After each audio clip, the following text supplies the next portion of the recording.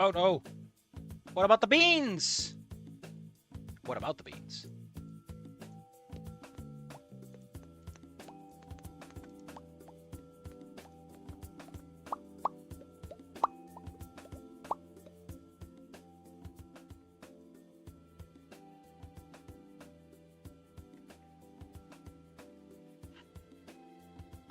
So, yeah, welcome. I'm kind of. I quickly stuffed my face with some bread because I'm gonna be sitting here for a while. When we're done, and I'm probably gonna be at like, no, I can't eat anymore because it's too late. And when it's like I can't eat too close to bed, or I'll just stay up being like, oh man, there's sugar in my system.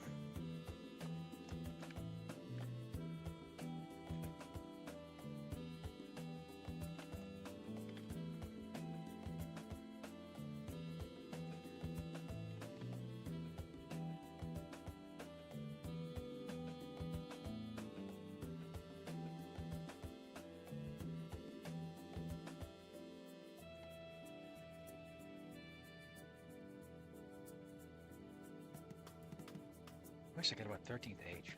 It's 13th fucking age. It always sits all the way up there in my little list. I just need to just make a fucking list, Safi. Would it kill you to actually make a list of all the games you have?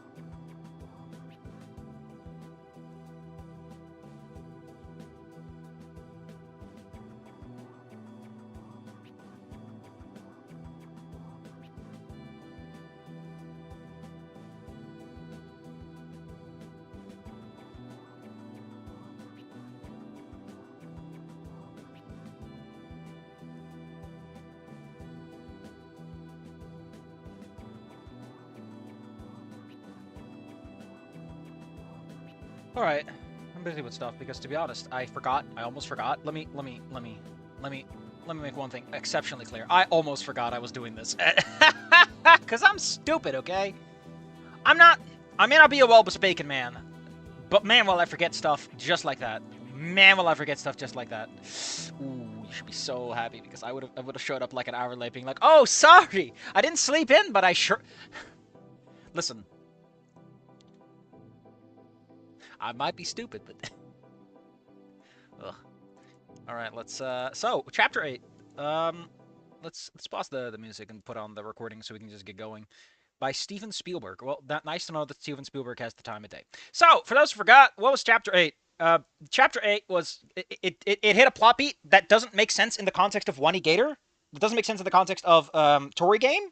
It was really overwritten. It wasted a good 20 to 30% of its word count just spinning wheels. It made a reference that just kind of blows its load on the wrong character. It brings up the driver guy, but without any of the... Like, basically, it's a big fucking mess. And I don't even know if like, is it irrecoverable? No, like, it still hit the points it had to. Like, it managed to make a point. But it vanished up its own ass, and the event horizon and everything else, just, I don't know, man. I don't know. Maybe write a little bit of your chapters ahead of time, so you can kind of set things up. Like, Jesus Christ, would it have killed you to have Inko know Frank ahead of time? It would have solved so many problems. He covered wars, you know! He covered wars! That would have been such a great thing for Inko to talk about. But no one knows anyone. Random strangers are telling Ingo to fix his life, which is just fucking weird, man. That's not why you read a book. In real life, if that happens, fine, but if it happens in a video game or a story or something that's constructed, it always feels unnatural and weird, and it's like, why don't you talk to your fucking friends, you loser? You have them. Ugh.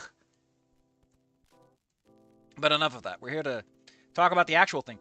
So, I took a little bit of a look ahead, and I think this is referring to Naruto, but I'm gonna pick up my manga in a bit. And then he takes his kunai, and he stabs himself in the hand. Stella pantomime the action. Stella pantomime the action, bringing her left hand to cover her left eye, and swung her right around as if to plunge the imaginary knife into the back of her left. I'm just gonna put my little paw down, right? I get it. You're doing a reference, but this is over describing. I don't need this much context for things. It just makes me. It just. You know what this does? It gives me semantic satiation on the word left. That's all you're doing. That's your achievement. I reflexively flinched at the visceral emotion. Oh, man, she's fucking putting her all. Who knew Stella was an actor?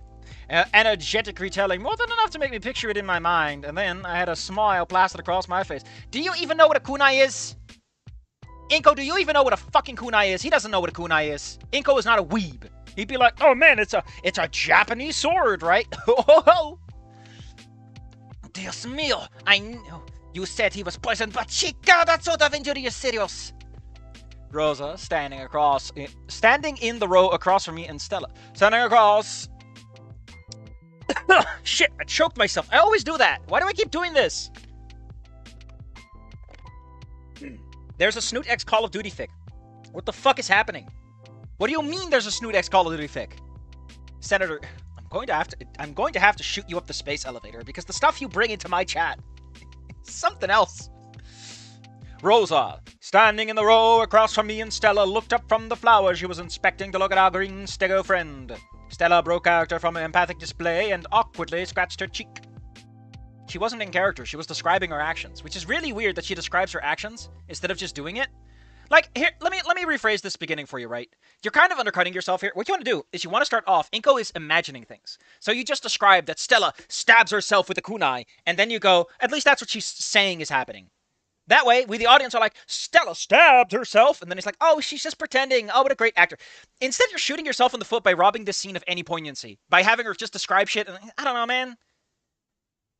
Characters and POVs, like, even, like, in writing, you're allowed to write in, how do you describe this?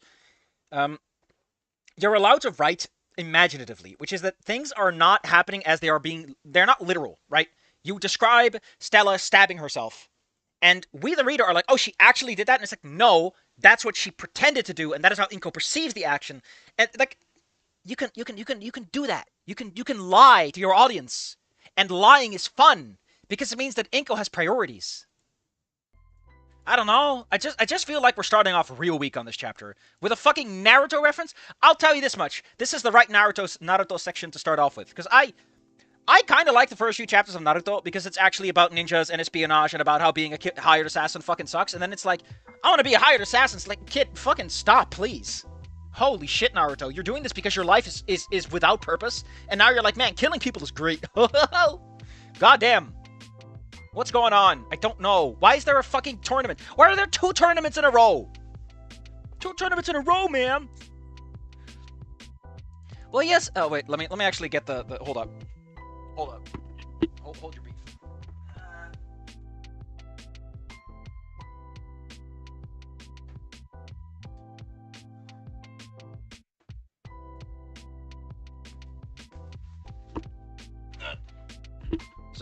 Does anyone know which volume it is? Does anyone recall which volume this is? I know it's got to be like in the first one then. In the first 3 at least. Or was it in the forest then? It could have been in the forest. I forgot. When did he do this?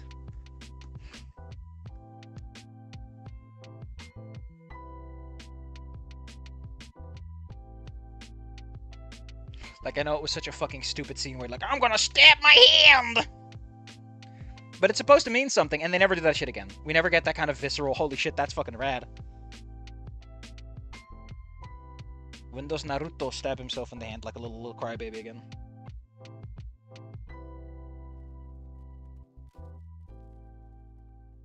Not gonna waste too much time on this, but...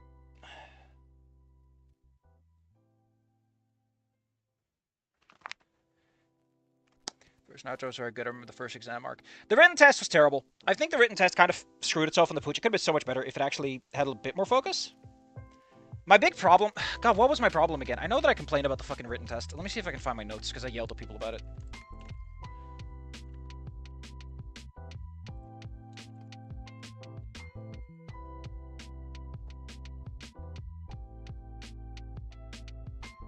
On here. It's probably in the other chat then.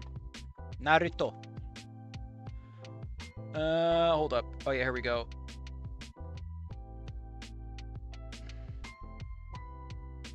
Oh, yeah, the fucking Kisha Tenketsu. Safi, stop talking about Kisha Tenketsu. You're not that smart. My problem is that it sets up a climax that it doesn't deliver. The tension goes from a test, Naruto's bad at tests. Oh wait, the test is unreasonably hard, and given the way it's set up, maybe it's about cheating. Wait, Naruto's still hot garbage at tests and being sneaky.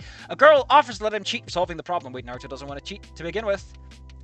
At this point, Naruto has demonstrated incompetence on multiple fronts. Important for the job he's effectively applying to and lacks the needed pragmatism. He wrote himself into a corner, then out, then back in again, and only to write himself out again. The other two on his team, girl and boy, find cool ways to cheat and do it anyway. The 10th question is give up and try later, or fail and never try again kind of deal. Wait, the others don't want to ruin Naruto's dream, so they're giving up. But Naruto doesn't give up. He inspires people to go on. Turns out the real test was doing question 10. My problem is that the entirety of that test is completely superfluous. And the guy's like, wait, Naruto didn't answer any questions? What? You motherfucker. If the questions don't matter, why are you surprised that some people fail to do anything? They're supposed to cheat. I don't know. It feels like it's trying to do two completely incompatible ideas at once, and it doesn't quite stick the landing for me. I never liked it too much. It feels like it's close, but on the other hand, the doylist explanation is he's a fucking mangaka. He worked his ass off. He doesn't have time for this shit. So, you know, it's a shonen. Who fucking cares? It's about the vibes. It's about... The Kisho Tenketsu, right, is about the twists. It is about the fact that things are getting... Like, within the Kisho Tenketsu framework of, like, setup, exploration, twist, and resolution, it's not about congruity. It's about the emotional payoff of a twist itself instead of the characters. So the whole idea is that Naruto stays true to himself, even blah, blah. Who fucking cares, right? That's the whole point. But I can't find this chapter. I have both booklets here, but I can't find Naruto stabbing himself like a gormless gorm. Where is it? Who poisoned him again? It must have been... It's gotta be Orochimaru, right? Because he's the guy with all the poison. But that would mean it's involved on them as 3, which I don't have here.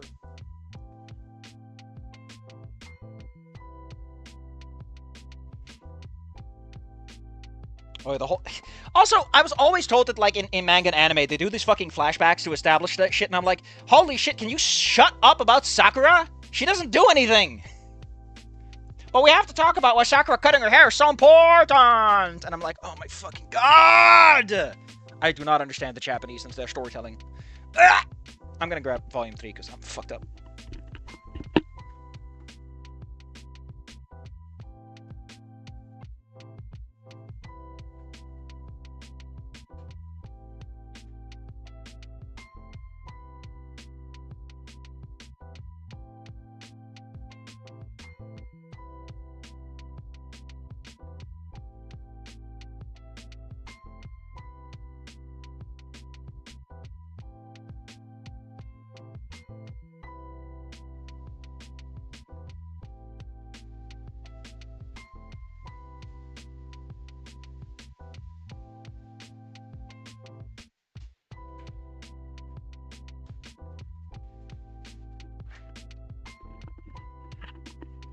Anyway, my point is that the Zabuza arc is kind of neat, because it actually has, like, a fucking point, and that point is, man, doesn't it fucking suck to be a ninja?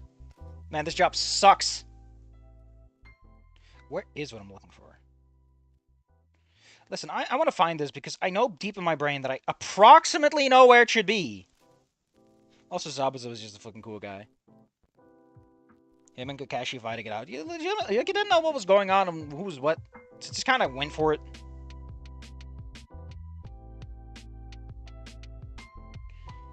I am gonna throw up. I ate too much bread. I'm not very smart, so I should be dead. This is the... Yeah, this is where the...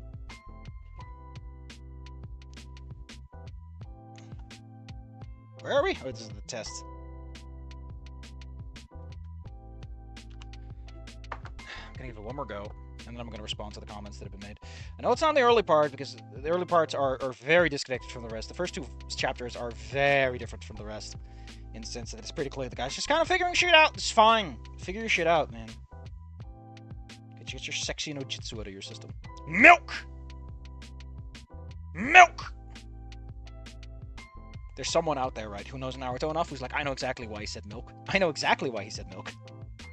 Hint, it's on the left page. My hand's starting to cramp because I Ask Grok. I don't trust Grok. He's Mecha Hitler, I've been told.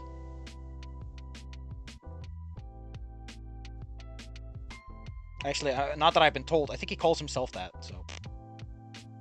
Oh, here we go. I found it. Yeah, haha! I found it!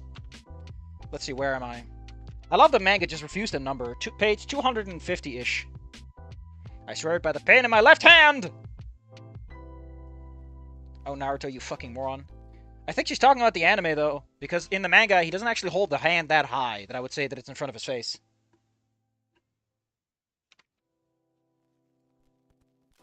I think it's in front of his face, but not in front of his eye. Also, it's kind of stupid to stab your hand in front of your face. In front of your eyes, specifically. Like, what the hell, man? You're gonna stab your eye if you're not careful. I want to get to the part where Kakeshi tells him that he's a fucking idiot. Naruto, we needed a free flow of blood to clean the poison from your wound, but you've exceeded the need. You could bleed to death, I'm serious. I love that he just straight up tells him, motherfucker, you're stupid! Stop! Please! Quick, use the talk no jutsu. Thank you. Elon Musk made Wolfenstein 3D. Yeah, I guess he did.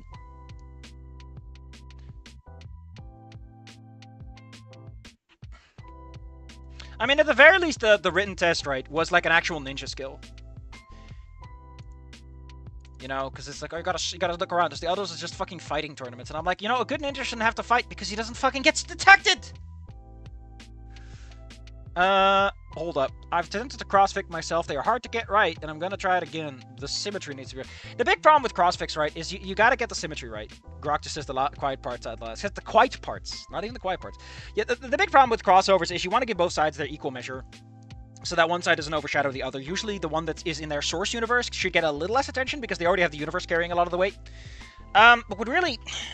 It's like, you gotta marry the characters, and if they don't sit in the same thematic space, right, like...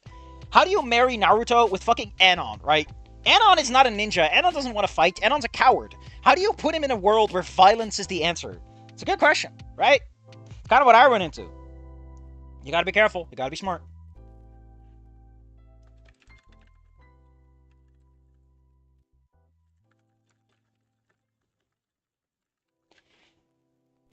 Enough of that.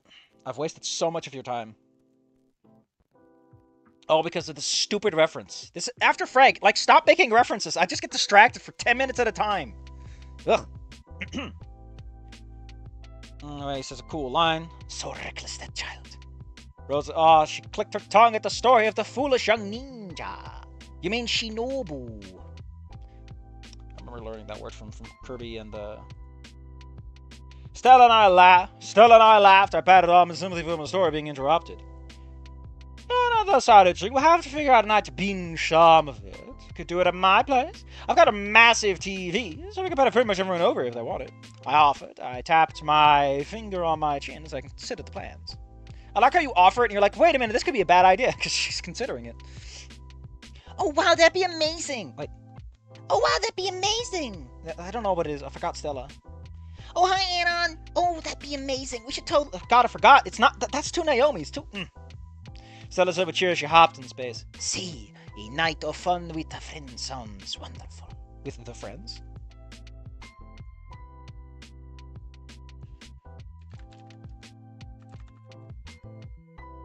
Where was I?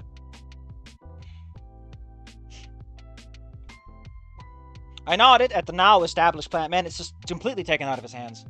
I patted the dirt from my knees off my pants and looked down at the various plants on my side. I guess they weren't kidding when they said that they would let students, admittedly mostly freshmen, plant down a spread of things to help fill out the gardens each year. As long as they weren't problem-prone plants or high maintenance, students could pitch having almost anything planted in the communal plots. One account, Sage, we're just gonna fucking name drop out of nowhere and we're going to... If Sage doesn't show up, you don't have to describe who he is. Like, his name is the reference. Even I had been maintaining a spread of various herbs with Rosa's permission. Sage wasn't part of the gardening club, but by the sounds of it, the plants used in home ec or cooking practice. And Rosa and Stella putting up with giving... What? And Rosa and Stella putting up with giving up the plots came by the way of being bought off with culinary... And Rosa and Stella, putting up with giving up the plots, came by the way of being bought off with culinary treats Sage provided. Wow, what a sentence. Oh, boy. Ever heard of redrafting? You might want to try it. Weird systems, but clearly works for everyone involved and add more variety to the already diverse gardens. I think we're good on... Oh, wait. What is this? Doesn't sound like English. What doesn't sound like English? Oh my god, have I gone insane? Have I lost my tongue?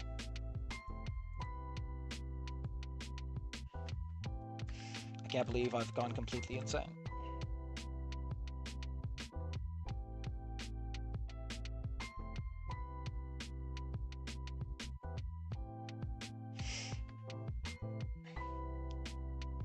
I think we're good on this side, Rosa. Was there anything else you needed to touch up today for the day?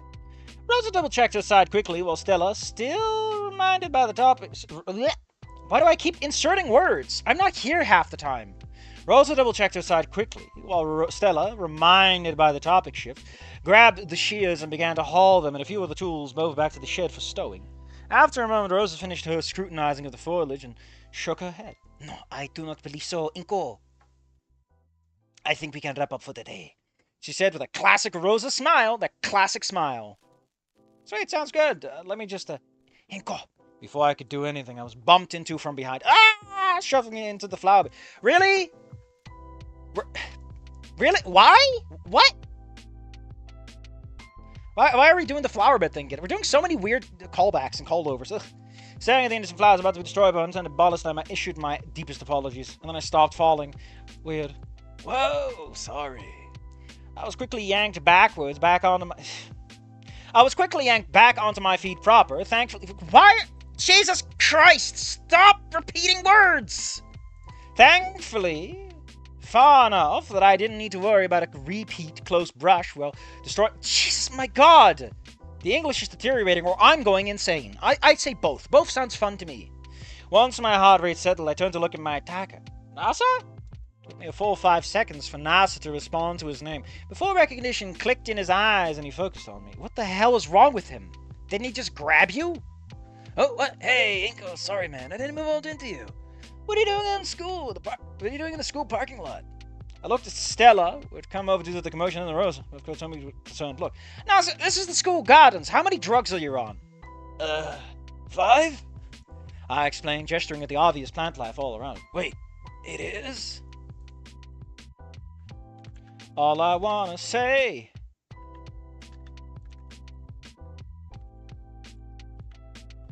All I wanna say.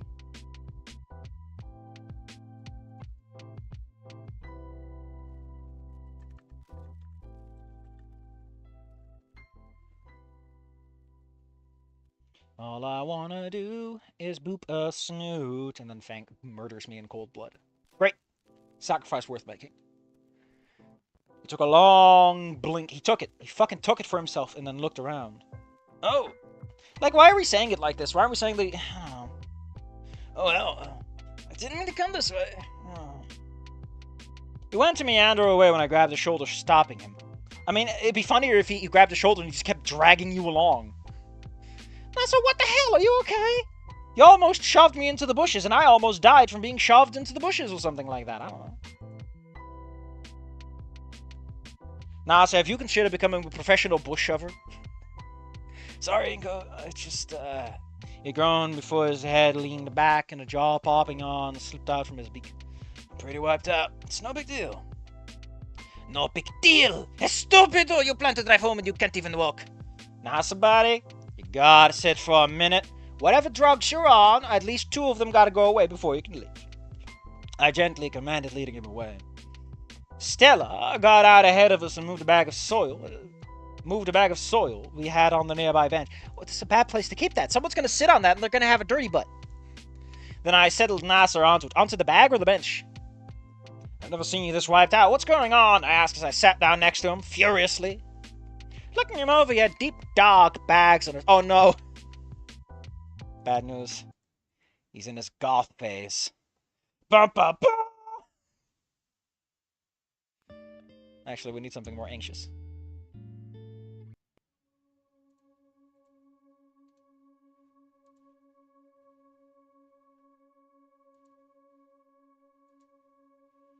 damn.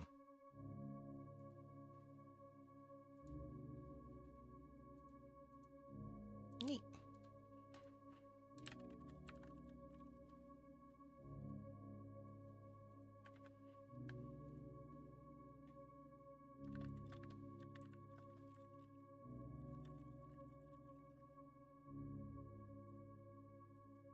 Yo ho waddle dee, do what you want.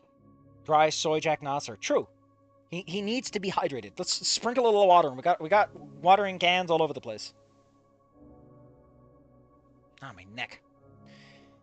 His scales were pretty dark usually, and even then the exhaustion hidden under his eyes was apparent.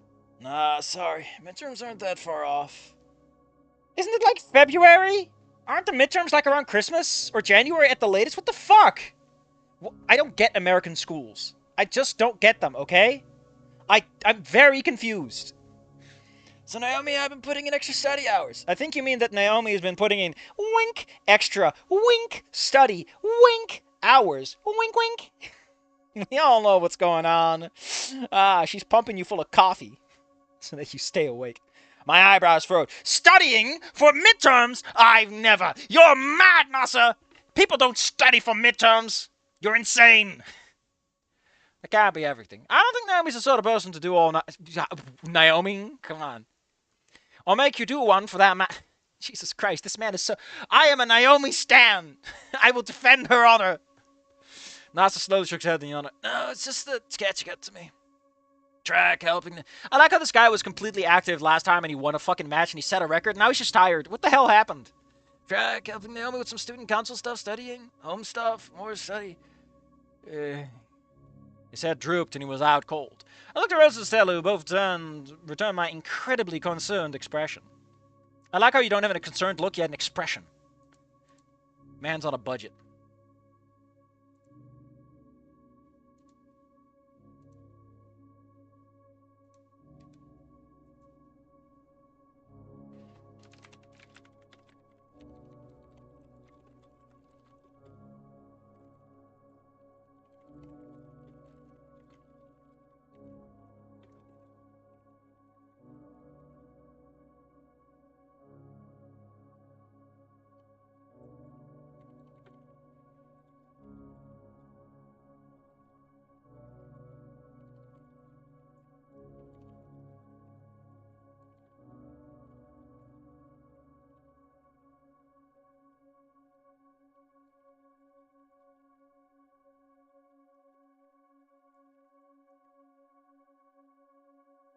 Hold up, I'm being bothered by someone who's being a big jerk, and I need to remind him that he's a big jerk.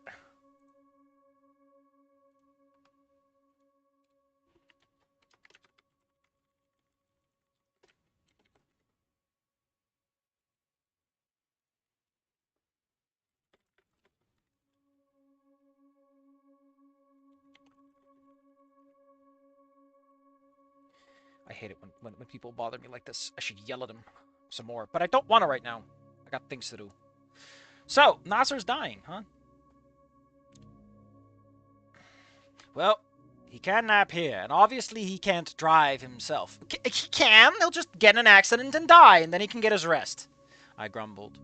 Can you two keep an eye on him for a moment? Rosa nodded and gently tipped... Just fucking tip him over! Just zoop. So he was at least laying down on the bench, and then began to... Can you put his legs on the bench too? Come on. Either Nasser took too much carb or Naomi's a succubus. I think both. I stepped away and pulled out my phone. It rang twice before the other took over. Hey, Shays, what's cooking? Hey, Reed, did you guys leave yet? No, man, we just cleaned up and shooting the shit. What about it? Well, Nasser, Yeah, I already know, man. He's doing his own thing today. So I'm giving Fang a ride home. We got it covered, hombre. No. I think Nasser needs a ride, too. Oh, man, did that garbage finally croak? Estrus season. Oh, no. It's penis season. No! Actually, that would be in spring, right? Well, February's a bit late, but hey. I'll celebrate the coming of spring. With a penis. Gross! I could tell by the change of his tone that he leaned forward. Listen to this man! By using my expert detective skills, I was able to divine that this man was leaning forwards as he spoke. No, but look, can I just bring him to the auditorium and figure out what to do? Let's just throw this man in the auditorium while he's half asleep. Just fucking move this sleepy boy around. What are you doing? This is not a weekend at Bernie's or whatever it's called. Sure, man. We'll be waiting for you too. The Terminator, fucking terminates it. He doesn't end the call. He terminates it.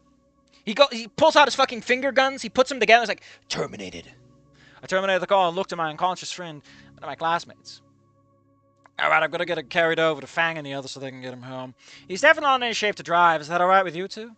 Rosa waved her hand. Oh, it is fine. Go, get him home so he can rest. Stella and I will finish up here, she said with a smile. Stella nodded in confirmation. No, she nodded in she nodded in negation, as you were wont to do. Fucking hell, man.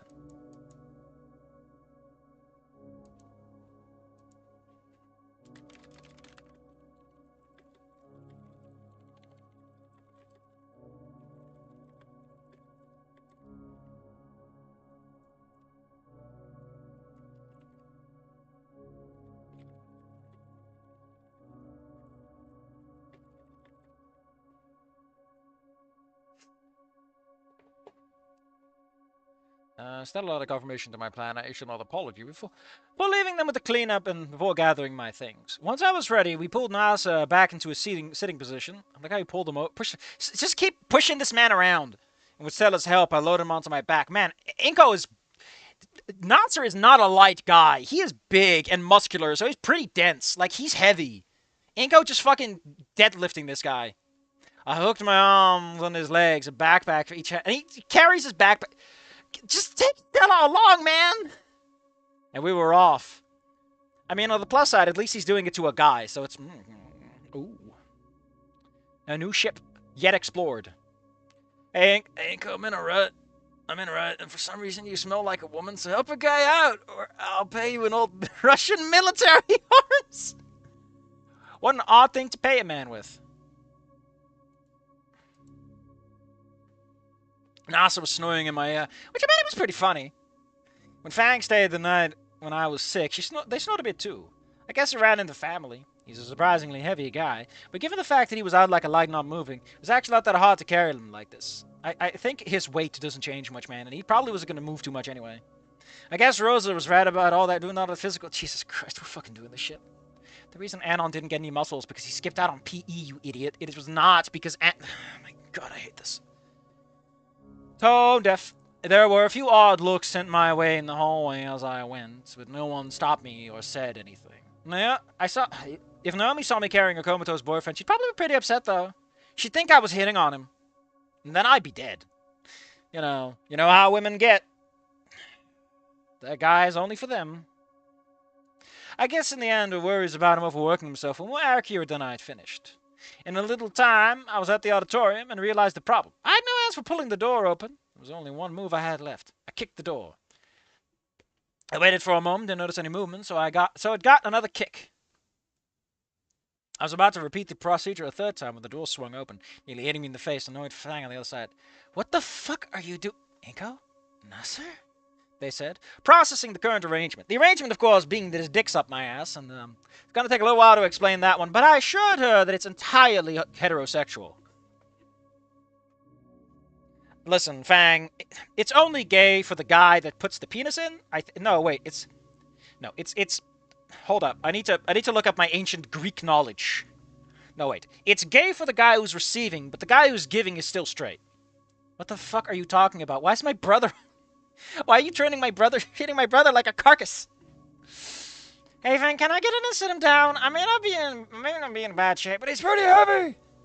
Fang nodded and quickly ushered me into the auditorium. I got to the closest row and slipped Nasser off my back as gently as I could, which primarily meant just fucking body slamming him into the chairs.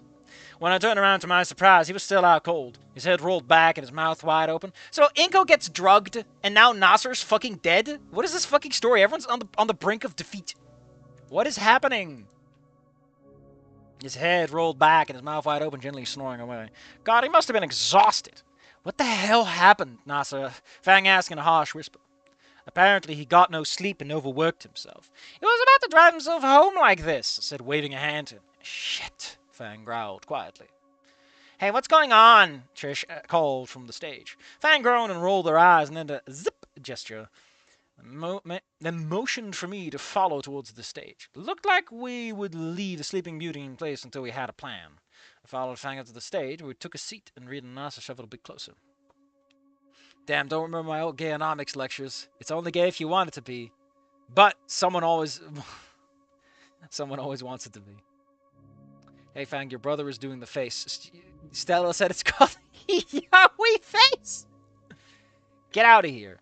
Be gone, evil doggo. What? Was that an Asar, Trish? I mean, yeah, she's far away and it's kind of dark, right? Yep. Apparently overworked himself until he passed out. He was getting ready to drive himself home, but ended up... Oh, wait. Yeah, apparently overworked himself until he passed out. He was getting ready to drive himself home, but... Why isn't Fang talking? Why are you answering, Trish? And ended up going out the wrong door and ran into me in the gardens. Probably for the best. I don't think he'd have made it home like this. What is it with these fucking people writing? And it's always the protagonist, the POV, add-on, or Inco that starts every fucking conversation. No one talks around them. They are always talking. They are always immediately intimately engaged with the conversation.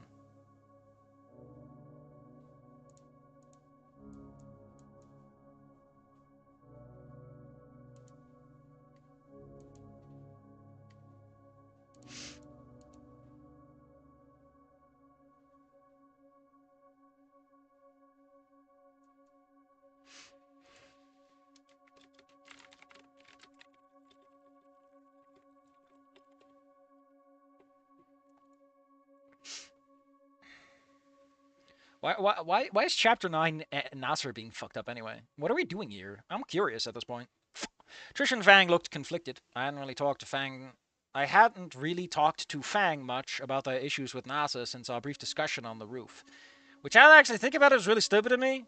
Trish looked to just be fighting between being annoyed that NASA was nearby at all, and the same worry she showed when helping take care of me when I was sick.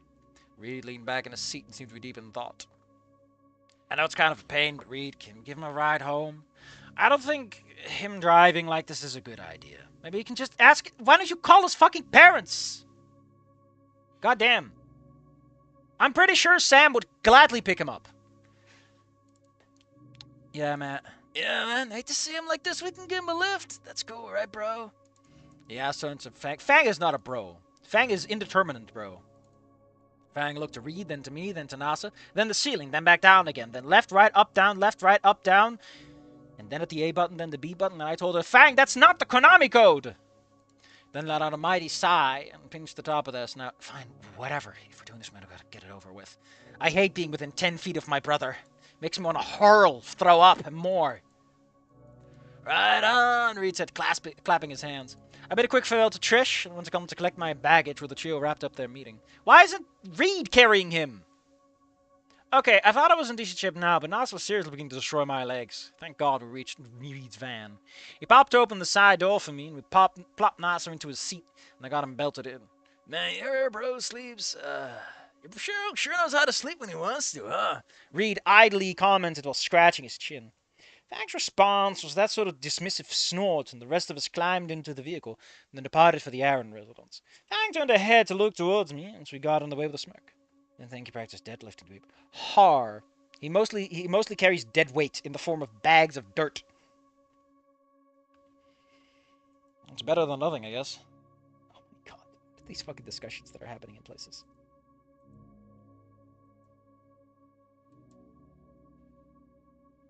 Reed snickered at the comment before looking me through the rearview mirror. So overworked himself, huh? If he needs any assistance, chilling out, I could get him on the hookup, he said with the usual easy smile. Oh god, Nasser High would be hilarious. Or tragic, or both. I think he needs an app more than anything. And maybe a schedule planner, I said, shooting my sleeping friend a sidelong glance. I got another laugh at a Reed. The rest of the fairly short trip with us three was making small talk. I missed the last few band meetups because of gardening club season was picking up, so Fang and Reed were getting me up to speed on things. Apparently, they were finally getting resolved to do the venue search this Saturday, a week before the show would actually happen. gonna make a quick cut there in the recording, I guess.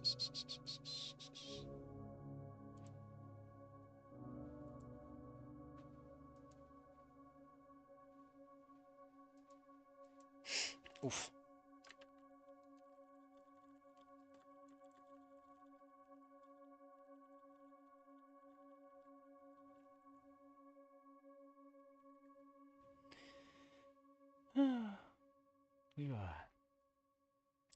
Wish I had some ice water. Just to freeze myself. God damn it. These fucking conversations that are happening over there, man. I'm stuck between two people that want beef. I put up my little fists. I'm fighting. I'm fighting for my dear life to keep this whole conversation on fleek. I am gedoomed.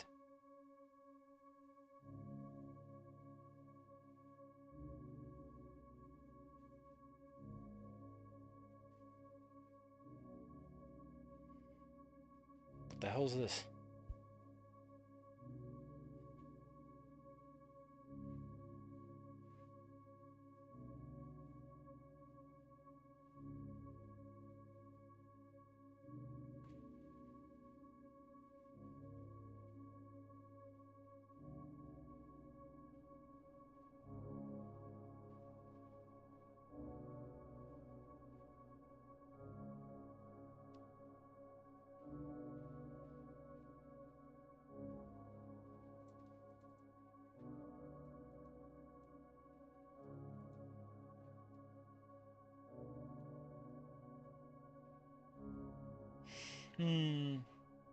Hey, Fang, your brother is doing the face. Yeah, the fucking face.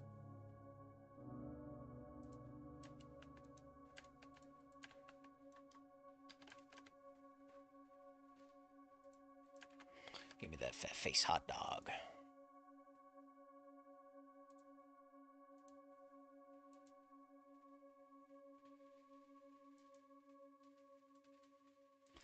Ugh, man, I'm a little tired too. I don't know what it is. I just don't refuse to go to bed on time.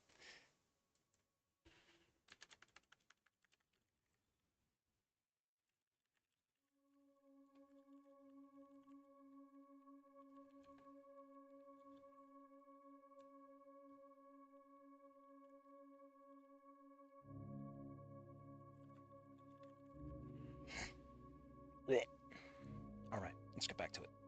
Ow! My back. That was a great move. No, Dweeb, it's his red season and he's giving you his mating display. His mating display is falling unconscious on the auditorium benches. Kinda hurts my feeling, hurts my feeling you're not responding to it! Oh, this poor man. Oh, man. Kinda running that down to the wire, isn't it? Yeah, as we pulled up to the driveway of the Aaron residence. Ray just shook his head while Fan grumbled something incoherent under their breath. Right. Yeah, they're cutting it to the wire with the whole, like, we're gonna look for our venue a week ahead of time. We got all the time. I like how they just fucking procrastinated endlessly. That's so on brand for teens. Right. Hopped out of the van, handing Nasser's bag to Fang. We took it back inside, and then leaned forward to pull Nasser into another piggyback ride, but making joint protest at the idea. I've been napping for a bit. Probably got enough juice to walk into his house. I gently patted Nasser's face just a few times to get him to rouse a little. Hey, we're at your house. Come on, let's get you inside. Wouldn't Nasser be like, fucking, what the hell happened? How did I teleport here? What? Did you kidnap me? After a few moments of blinking confusion, he was finally awake enough to get what he was doing, and I took him out. And took it. Pulling him out of the van onto his feet, he wobbled, but ultimately righted himself. He shuffled his way inside, letting out a huge yawn, just like me.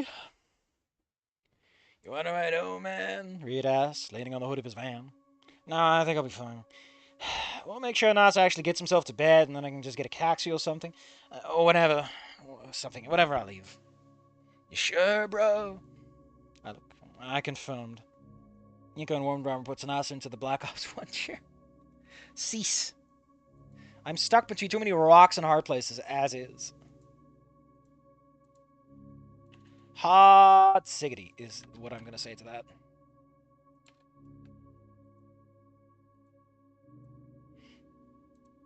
Ugh. Why am I so yawny? It's because I started streaming and I didn't get as much sleep. Usually, for some reason, I'm like, yep, stream time is yawning time because talking. No, I don't yawn! I want to make this clear, right? I have mentioned this before, and I'll say it again. When I just walk around, right, and I'm just having chit chats, and it's not streams make me yawn, but other normal conversations don't. I don't know why. So if I stream, I just.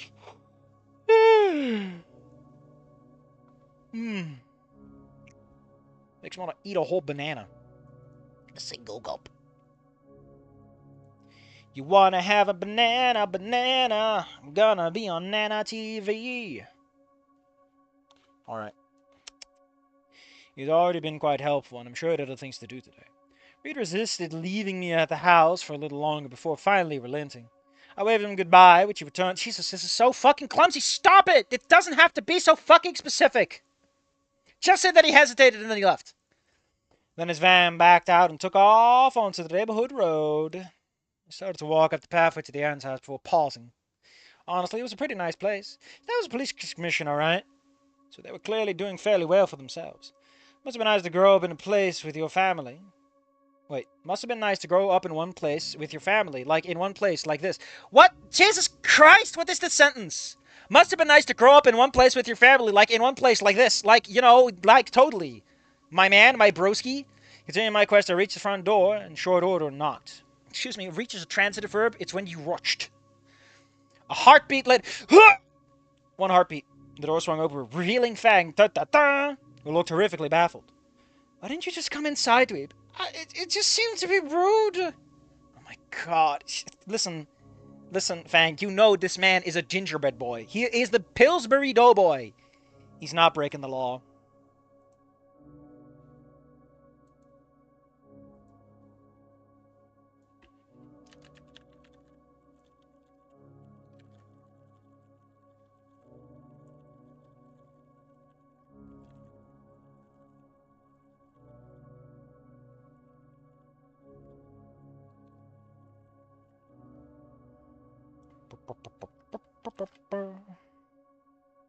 Where were we? Me yawning, of course. Ooh.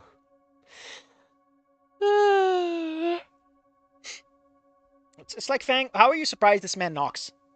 Well, whatever complaint they are leveling at my manners, I could see a small smile tugging at their snout. It's called Snoot Game. Come on. Having gotten an official invitation to enter, are you a vampire? I'm... I must be invited before I can enter. Blee! Oh my god, he's a fucking goth, too. Oh, please, Inko, don't do this to me. Having gotten an individual with it and stepped inside. The place was even more people actually lived here, home-like, than outside. The living room was nicely furnished, complete with a well-loved recliner in front of the TV.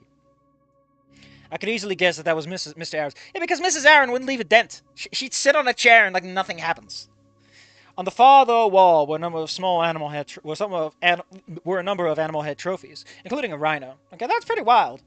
I wasn't exactly surprised that a man like Mr. Aaron would hunt, but a rhino was definitely outside of my expectations. Also, isn't that fucking illegal? You can't just shoot a rhino like that, man. They're an endangered species. Fang had taken up shop on the couch, while Nasa was face down and softly snoring in the love seat. Might as well have a seat. Goddamn. Just fucking throw him down. My eyes scanned the room, and when they passed over the recliner, Fang, without looking over their phone, commented, "Don't even think about it." I wasn't going to! I walked over and took a seat on the other side of the couch. So, Saturday then. Mind if I tag along to help with the search? Actually, Inko's such a, he'd actually open doors, because he can pay for shit, right? He can bribe his way in. Also, he's a respectable young man, so he'd actually open some doors by being respectable and a young man, instead of being a fucking vagabond like Anon. Fang paused in their phone perusals and looked up at me. Inko with no money suddenly... very legal in certain circumstances. Like, I could see it being like, hey, I'll pay you $100,000 so you can raise another rhino if I get to shoot the one you have right now. I could see that making sense, actually. Especially since he does it with his bare hands. The problem is that most people who have conservatories like that are like, listen, this is my rhino, and I need it, right? This is where my government grants come from. I'm not letting you fucking kill this thing with your bare hands. Also, I like animals. I don't want you to fucking tear this shit apart.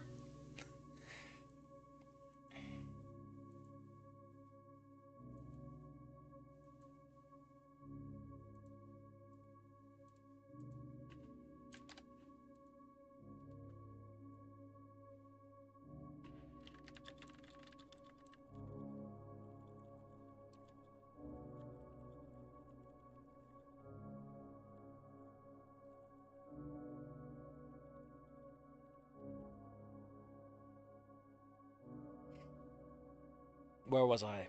Oh yeah, I was licking this banana instead of eating it like a normal person would. Where were we? Of course you're invited, dweeb, they said with a smirk. I just didn't want to assume, I said with a shrug. I say with a shrug, I say with a smirk. Why can't you just say I shrugged and then go with I just didn't want to assume? You know, switch it up! Don't repeat sentence structures. Fang dismissed the comment with a playful roll of their eyes, and then we got to talking, pitching in some possible places to scope out first. Apparently, Fang had a couple of spots towards the city center, such as Caldera Park, but was expecting that we'd probably have to find a place down in the old business district. They informed me that it used to be fairly bustling, but sort of got taken over by tourist traps and pop-up shops. Now it's just known colloquially as Little True or Little True Dawn. What? It's full of tourist traps. It's where they keep the fly paper for zombies. The zombie paper, you could call it. It seemed like permits and business formalities were more suggestions in the area, giving firm driver greater flexibilities in securing some place to play their louder, more aggressive style.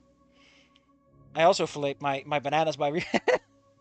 Man sees a banana and, like, just goes... ah. And, like, only the tip got bitten off, and it's really weird. And everyone's like, who? What? And then you hit him, right? You hit him with the... I do circumcisions. And they just cringe so hard, they vanish out of your life. Our early game plan hash-out was interrupted by a familiar, mothery, tittering laugh. She's fucking tittering, man. She's all tits. Hello, dear, Mrs. Aaron greeted from the kitchen threshold. Oh, hello, Mrs. Aaron. How are you? I asked, kicking off the small talk. Motherfucking kicking it off. Tourist traps. All the world building we get, it's just Chinatown. There, Senator. There, Senator. There.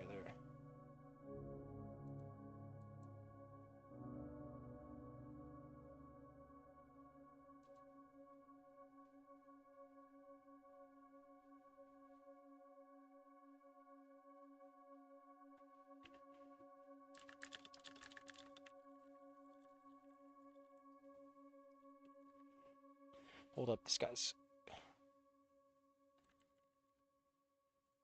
Hot ziggity. Well, where was I? I was sneezing into the microphone loudly. Hachu, hachi, hacha. Hacha-cha-cha, baby! Actually, I need to... Hold up. I need a hot minute. Need a hot minute. If I was a man, I'd fart in the microphone, but I'm not a man. Where were we always making small talk like a loser with mom? Well, I'm fine. How was school? She began to ask as she paused to look down at Nasser. Jesus Christ, awkward sentence structure. Oh my. Why is that an uppercase O? There's a comma. Yeah, he was pretty out of it today. I think he was working himself to death. You know, learning for that cow test. Just how Abraham did it? Oh no!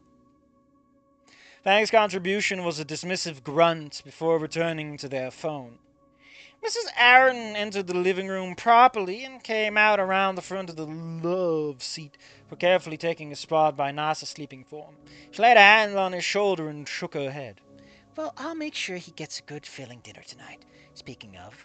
Inko, dear, would you like to stay for dinner tonight? Are you kidding?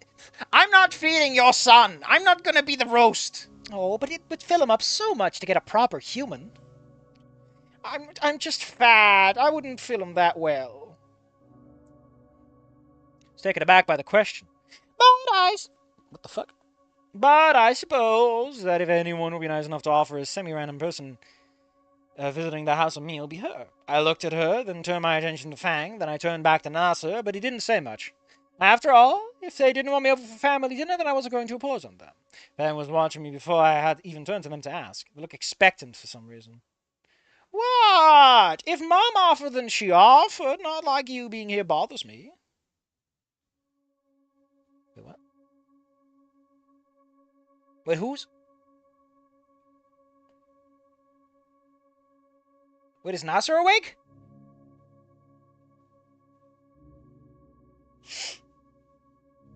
I don't...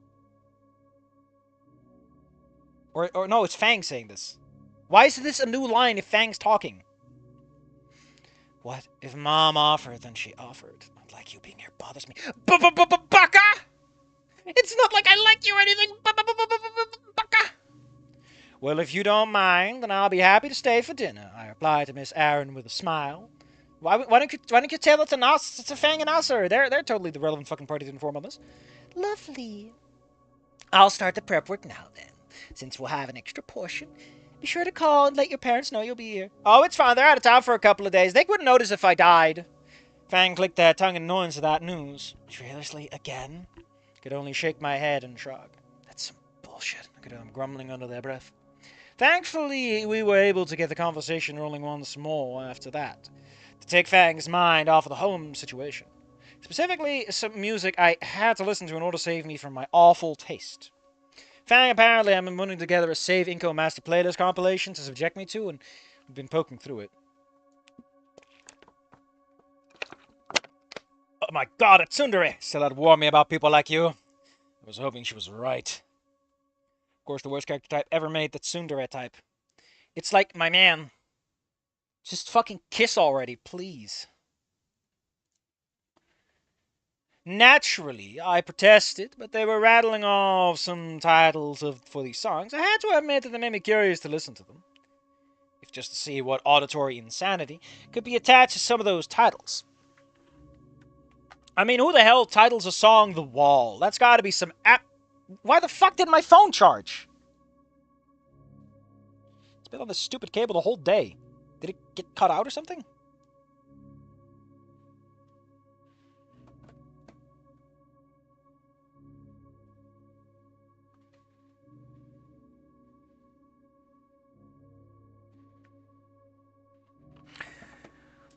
Something's going on with my charger, so hold up.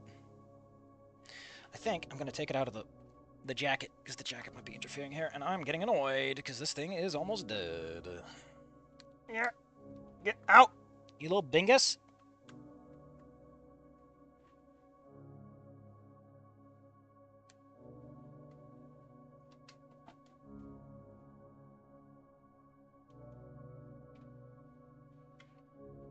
No, it's just not charging. Oh no, it's just the charging icon. It's fucking impossible to see. Jesus Christ! Ah!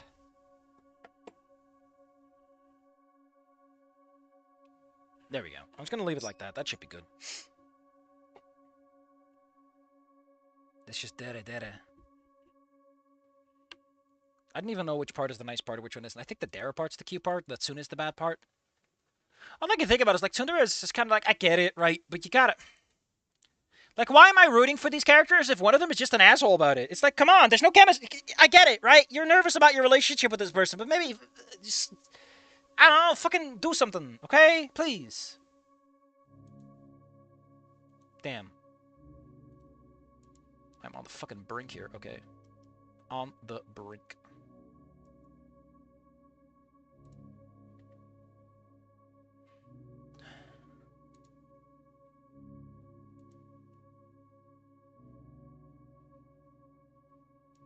Hold up.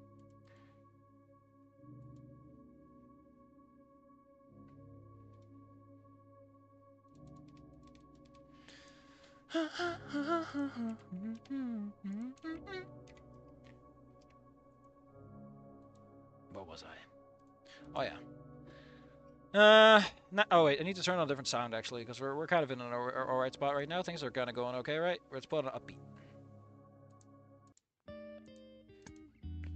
Works for me. Naturally, I protested, but as they were rattling off some of the titles, I have to admit I'm curious to listen to them. If only to see what kind of auditory insanity could be attached to some of these titles. Well, your father will be home shortly, and then we can eat. Mrs. Aaron announced from the kitchen. All right, Mom. We should probably wake him up if he's gonna eat. Did he get any rest, or has he just been unconscious? Has he slept? I'll take it out.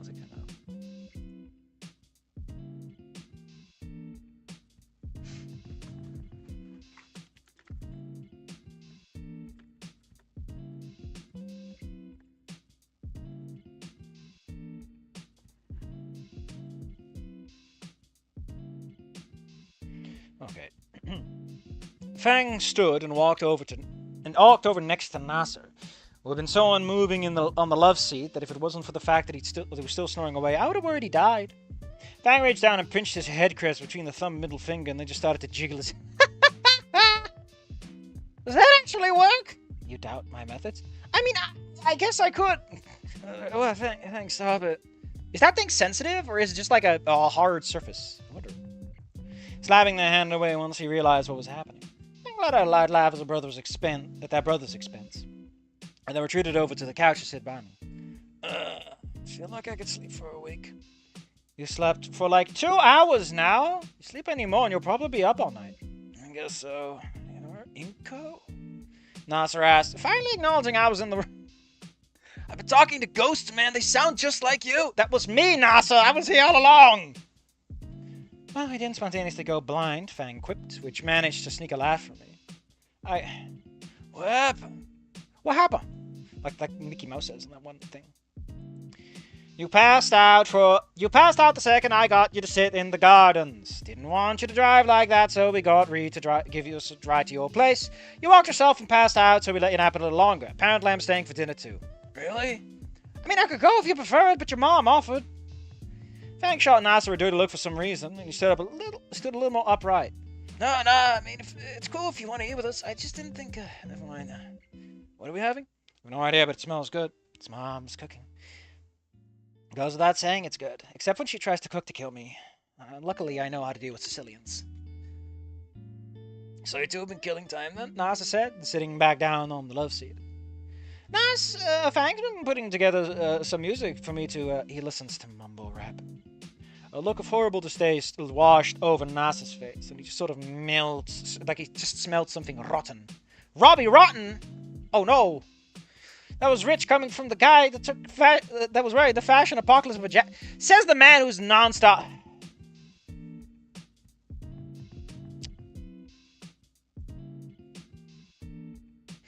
Exactly, Fang said, pointing at their brother. Har, I grumbled. The siblings had fun taking pot shots at my musical taste, though Nasser had to agree that my movie picks were solid.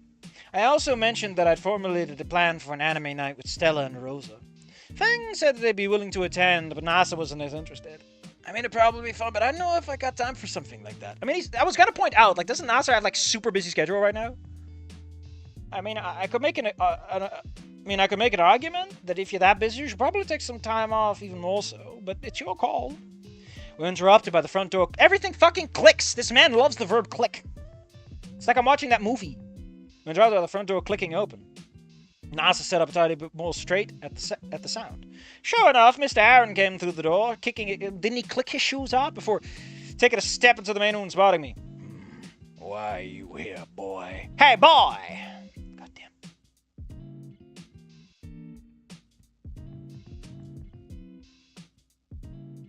What's this? Nasser, Naomi makes you listen to that hipster trash where they just stomp and clap and yell, hey, mumble rap is still a tiny bit better. Oh no, this argument never ends. You know, I've been angry about some parts in this, but this chapter so far has at least been, I don't even know what the fuck it's trying to do, which is better than me being like, this is wrong, you know? I don't know what we're achieving here. Why is Nasser's health so important to the story all of a sudden? I guess because Inko has a better relationship with him, but come on. His question carried a mild amount of surprise in his voice, though it didn't show in his face. If anything, his neutral scowl intensified slightly more after soaking in the room for a moment for some reason. God, the sentence phrasing is awful today, though. Nasser into the room, and then Mrs. Aaron offered to let me stay for dinner, I explained. Helped. Did your car break down? No, I left it at school, Nasser said, eyes casting down to the floor. What? Why? Dinner's ready, Mrs. Aaron said in a melodic tone as she entered the living room. She seemed to glide across the floor over to her husband, who for a brief moment broke his scowl and leaned down to give her a kiss. Just kiss already! Immediately afterwards, his normal frown returned. Come on, before it gets cold, Mrs. Aaron said, gesturing us to follow. Fang, Nasser, and I stood into the dining area, while Mr. Aaron hung back for a moment watching us. Did I do something to upset him? Should I not have accepted the dinner offer after all? Nasser and Fang don't seem too bothered by it, so maybe his behavior was just normal at all times. I entered the dining area and spotted a potential issue immediately, with the dining room table only having 4 seats. Which made sense, of course, there were only 4 of them. Why don't they have 6? Don't they regularly receive guests? You always have more seats than you have people in the house, right? That's how houses work. That's how your tables work. Even if you can just have some deployable ones. Before I could open my mouth, Mrs. Aaron went to the side closet and put it in the folding chair. Oh, this is fine this time, Inko. Oh, that's perfectly fine, thank you. I'm so goddamn fat and beefy and bulky that I can sit on anything. Hearing my approval, Mrs. Aaron flashed me a warm, wide smile before returning to her preparations. Looks like she had placed it in between Fang and Nasa's seats. Nasa sat down, I followed suit. Fang paused for a brief moment before taking the seat as well. Tables and my god, this entire paragraph is doing nothing. I get it, you need to establish your characters are sitting, but you can... It's a steel folding chair. It's a surprise tool. No, it's a surprise tool that the dad is going to use later. Please, get it right.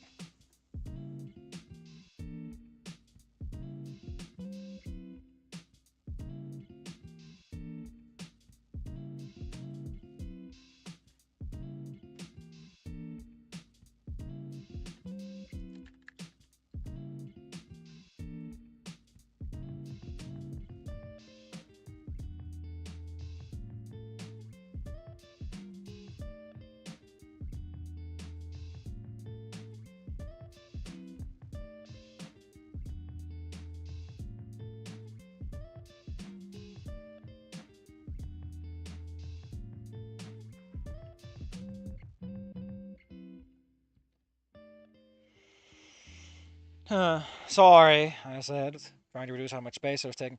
Jesus Christ, Inko, you do not take up any space. You don't have wings. Like, you fit in between Nasser and Fang where their wings are occupying space further back. Jesus. It's fine, Dweeb. Don't be a spaz about it. My dad can smell fear, and then he'll try to eat you. Miss Aaron took his own seat across from the three of us, and we waited for Mrs. Aaron to finish placing all the food on the table. It looked like it was some kind of chicken dish. It smelled absolutely divine. Once all the food was laid out, Mrs. Aaron took her own seat. She, her husband, and Nasa clasped their hands together and said grace. Holy shit. You know, for as much as I've given this whole thing shit for having certain cultural things, kind of weird that nowhere anyone has ever called grace.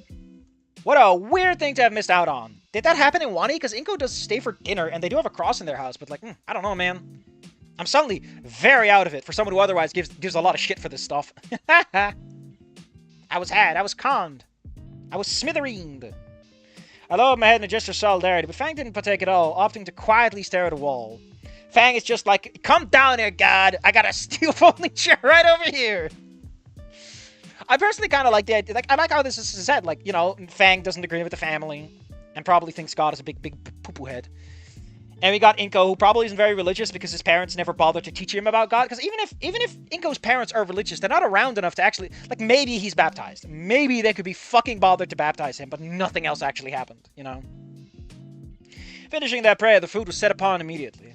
I hadn't considered what a quartet of carnivores and a massive spread of seemingly perfectly prepared food would mean, but I was experiencing the horror show firsthand. Didn't you just go to a restaurant with these guys? I made a mental note to compliment Nasser and Fang's normal constraints during lunch. Unlike Damien. Blending up a respectable amount of food, I scooped up a forkful, which immediately went to my mouth and... Oh no, this may actually ruin my food preferences. How do you like it, dear? It's so good! It's so full of cocaine and pot and like, oh my god, is that LSD? Oh, honey, I use a personal blend. I said, the mouthful of food inhibiting me only slightly. Oh my god, it is full of drugs. It's Chekhov's folding chair. Chekhov says that if a chair wasn't in the scene before someone else showed up, then that chair is the most important chair in the room. Fuck.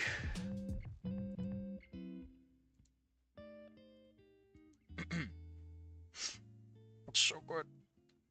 Inko eats some mantis meat. Listen, I'm all for intersex women, but we all know that if that is the truth, then it means that Mr. Aaron... And that means we got a very unusual couple here. It also means that maybe pterodactyls work the other way around, which means that Inko's gonna have to... It's gonna have to lube up. Wait, what? What, you think I was kidding when I said Nasser's bussy? Let me, please! I wish I had a boss that could fire me. Just right out! Maybe when my YouTube channel becomes so big, I can sell it to a venture capital company and they can fire me. Because I'm not advertiser friendly enough.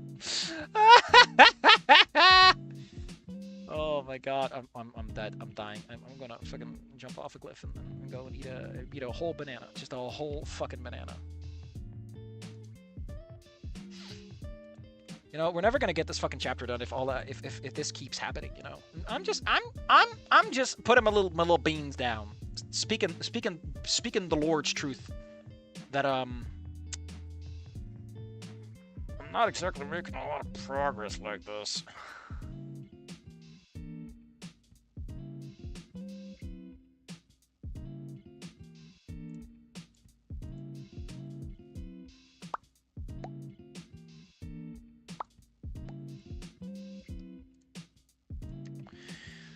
Hold on, I need to take care of a few things. Listen, you know that when I say I gotta take care of some things, it's probably important, right? We're all on Team Safi here. We're all on Team Safi here. And if you're not, I'm a little sad. I'm a little sad, you know.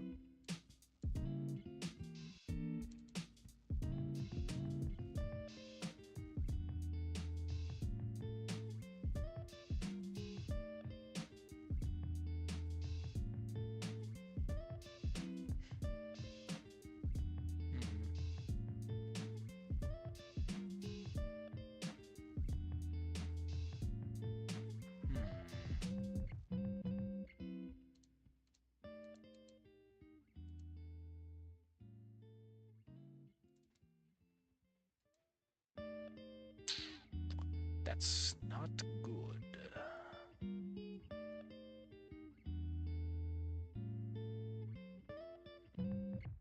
If you must, please imagine me, like pulling some big levers, being kind of fun about it. I'm like kind of.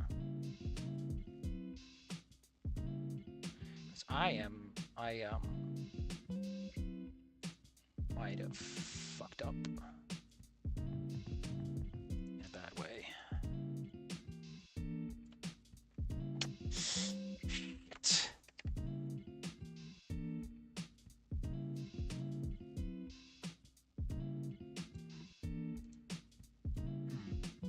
Basically, I lost something, and it's bad. It's kind of bad. Maybe it's here.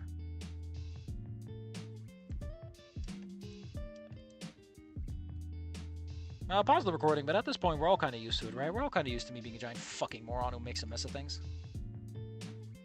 It's half the charm with Safi. There, I managed to fix things. Good. Let's see. It's full of aphrodisiacs. We'll need them for later. God damn it. Can't you people have one normal dinner? All you carnivores talk about is the meat.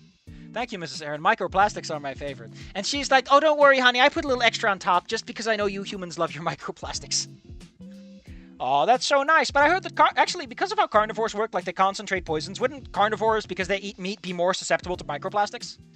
Because there's a bigger biological buildup compared to, like, plants? I'm just saying. Anyway, Gillette contented sigh. Whisper told you. Oh, man. Then I continued a relative silence as we ate. But the atmosphere was generally light. One by one, everyone finished eating, and I admittedly was the first to finish. Because he didn't plate as much. It was fascinating how much food Soylent could pack away. Again, like, there's so much that makes dinosaurs sound, like, unreasonable in a variety of weird ways. Mr. Aaron leaned back on his chair and uttered a contented sigh. Taking that as a sign, everyone else was done. I placed my utensils on my plate and picked it up when Mrs. Aaron uttered on stopping. Cease, human! I am the mother, and you shall not clear! Oh, man. I'll take care of it, Inko, she said, standing and moving around to my side of the table. Oh, but I couldn't And Unko, you've made the biggest mistake in your entire fucking life. You do not say no to a mom that's in the process of telling you to go fuck yourself. All I'm saying, Inko, is you're a big fat dum-dum head. Wah, wah, wah, wah.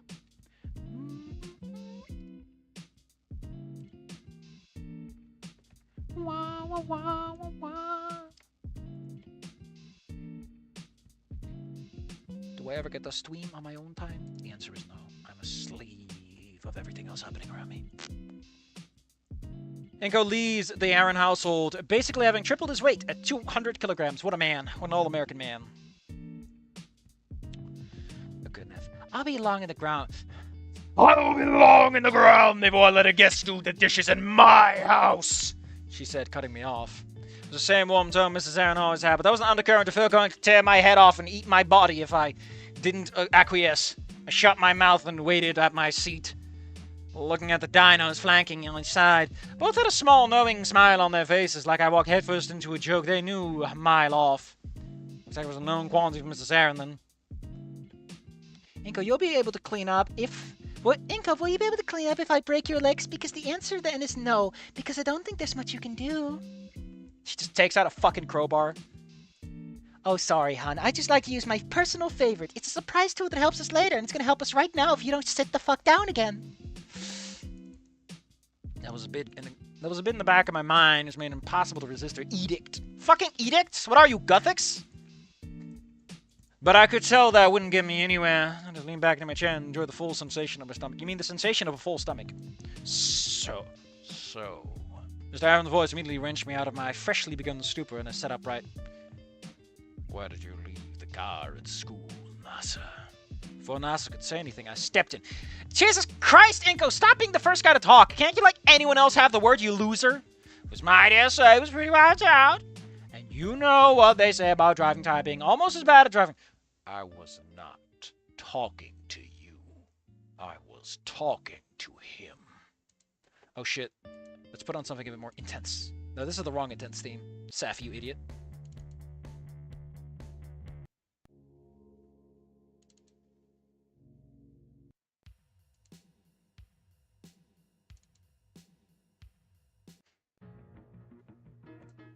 This'll work. I don't talk to future meatloaf.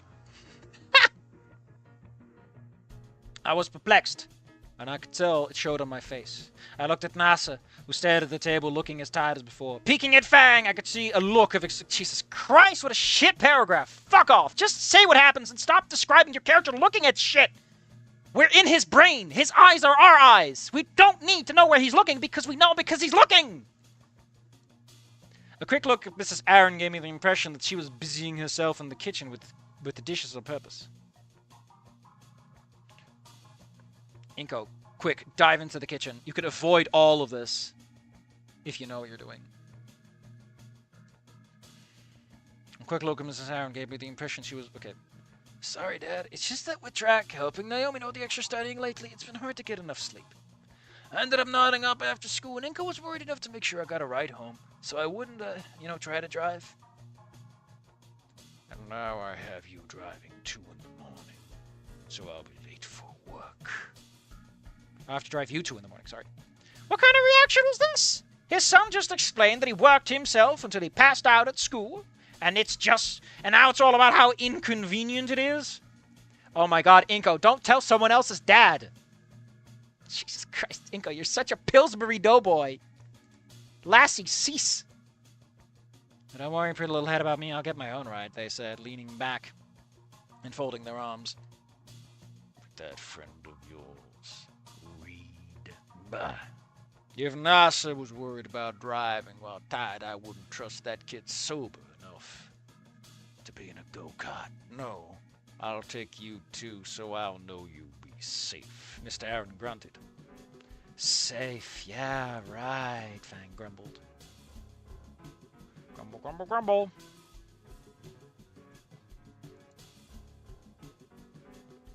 What was that? Mr. Aaron growled, leaning forward in his seat. Fang didn't reply, instead opting to turn their head away in defiance. Mr. Aaron's frown turned to a sneer, but didn't comment further. I was feeling horrifically awkward stuck between them like this, as their father was chewing them out. Like, sure, Nasa working himself to the point of exhaustion was bad and it led to inconvenience. But his dad didn't even comment about the whole passed out thing. Is that just a normal occurrence? I don't remember spotting Nasa sleeping in random chairs or anything before at school. Maybe I just never noticed. And Naomi had been worried with how much Nasa was working and worrying himself basically since the day I met them. Was he just getting worse because of the midterms, or had he been like this before and I'm just that blind? I'm starting to stew in my own head, trying to figure out how much of a conversation I've been failing my friend when Mrs. Aaron's voice cut to the conversation. I'm gonna make a cut there, I think, for now.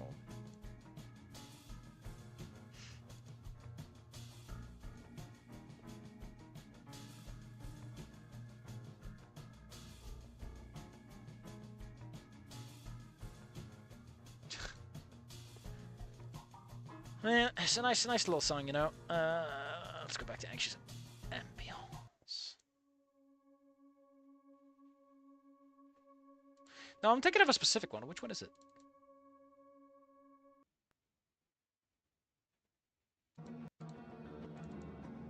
That'll be for later.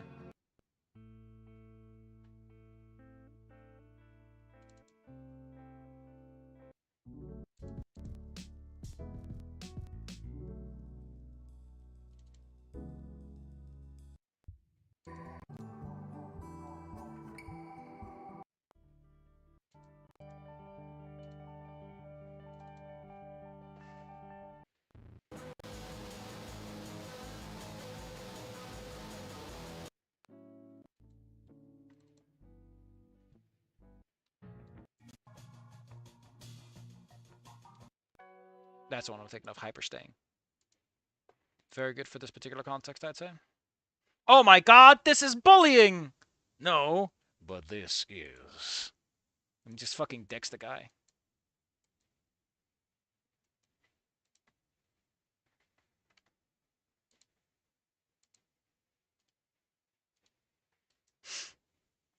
Let's get going. I need to get a drink first. Alright, so. Basically, everything's going horrible. Because Inko refuses to stay out of these people's lives, even though they don't want him around, I think. At least the dad is completely... I like how this dad is just like, this conversation can't wait. I'm humiliating you in front of your friend. What a jackass. Dear, no reason to be like that to Lucy when the guests are over.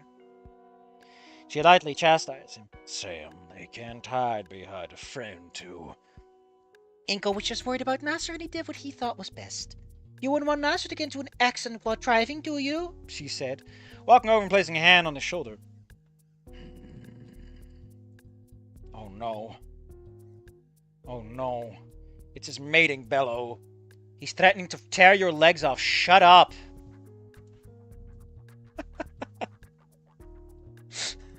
It's not a mating bellow, Inko. Shut up. Nasa let out a small sigh of relief next to me and stood. Thanks for the dinner, Mom. I should probably go and try to finish my homework for... Nas, you should probably get some actual rest tonight. But, oh, he's right, hon. One night's rest won't ruin anything for you, and you can get up faster tomorrow with a clear head. Mrs. Aaron said with a small, comforting smile. Everyone's fucking small today. Just fucking commit to big actions. Just let him sigh in relief. It doesn't have to be small. I'm not a mouse. Let it be big. But don't take it as an opportunity to slack off. It's a bellow, and it makes me feel like wanting to be mated by him. I've dated too many gators, sir. I can't tell the difference anymore. Nasa let his shoulders slump. Oh, right, okay. You alright, man? Yeah, I'm fine.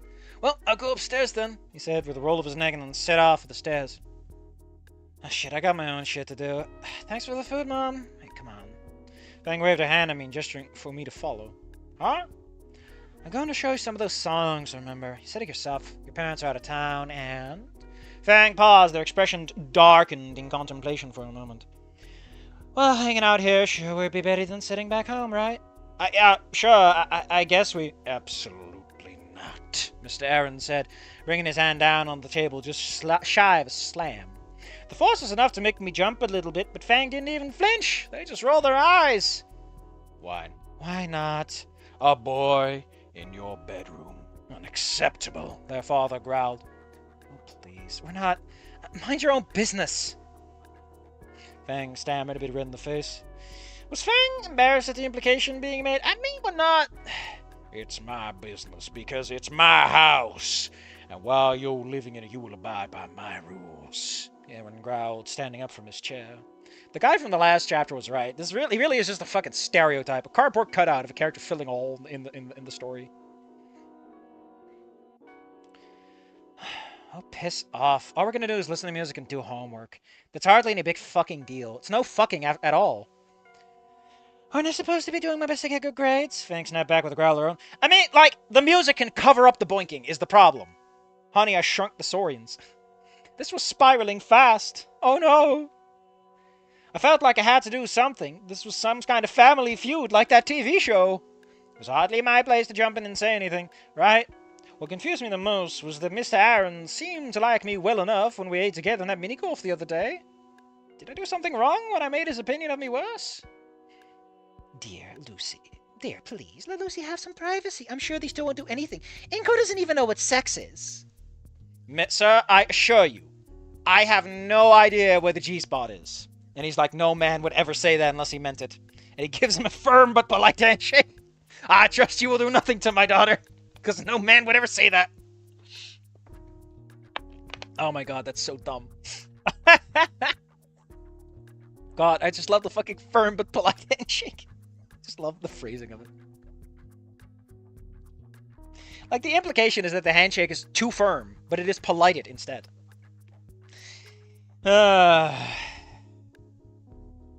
Who's Lucy? I asked out of reflex. So, right, if you wanted to have the whole, like, pronoun thing that Fang does, wouldn't it make more sense to have this dead naming thing come up instead? He's like, oh, your name is Lucy. And she's like, no, it's a dead name, you idiot. That would work way better for the character. Because Inko would make that mistake. The pronouns, I think he's too soft for. But dead naming, he'd be a little blind. There'd be a blind spot. You know, it's a little more out of left field. A little more niche.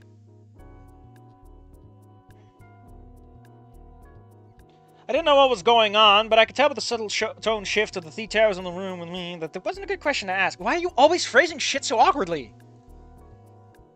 Mr. Aaron let out an exaggerated groan before an eye roll, before jabbing his finger at me, before fingering Fang. I mean, pointing a finger at Fang. Since when the hell does Ripley do things exaggeratedly? He's not a theatrical man. My daughter, Lucy Aaron. Keep up, boy. What's a dead name? And then Fang would be like, oh my god, I can't stay angry at this fucking Labrador Retriever. He's too precious. My little Samoyed. The number of things in that sentence that seemed to be in total disregard of how Fang felt, as well as the disdainful tone directed at me, prickled at my nerves.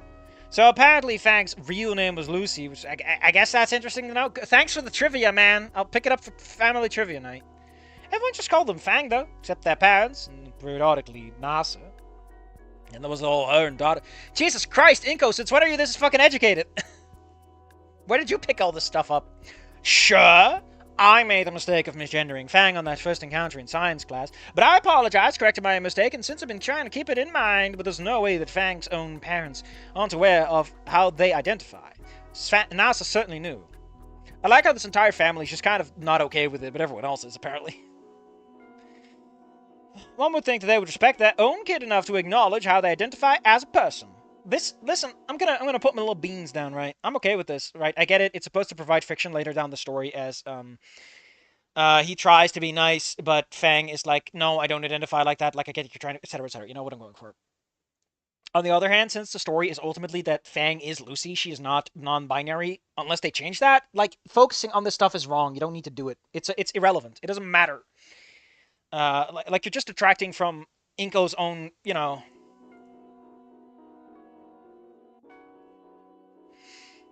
Some of Fang's words when we talked on the roof echoed in my mind. While it didn't formulate into a full thought I could identify, a displeased sensation settled into my stomach. I looked at Fang, who was growing increasingly and more openly livid.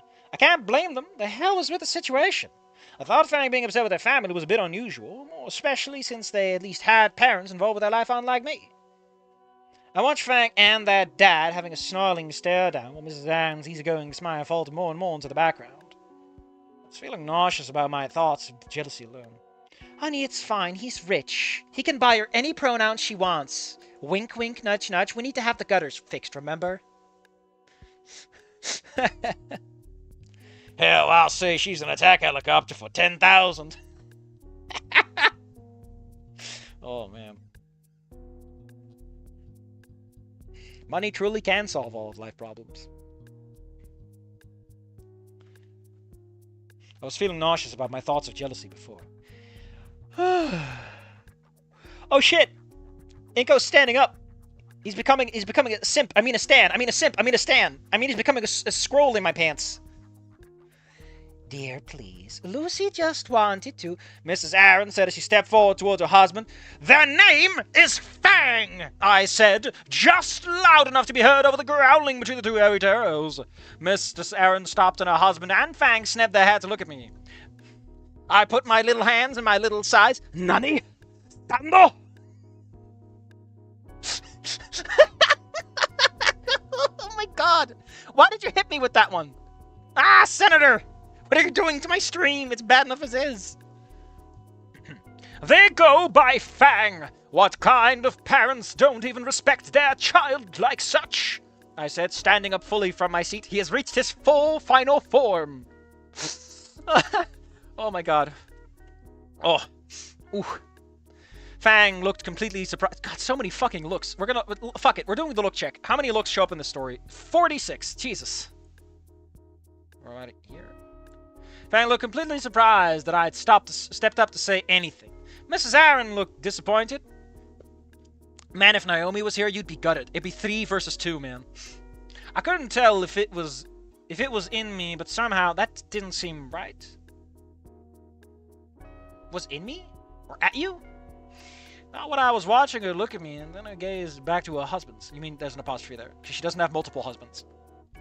Ah, yes, my harem. My Ripley harem. Then Inko stands with his forearm and sees the carving. Baby, stando! Why do you do this to me? Show up in my stream, and you remind me of baby, stando!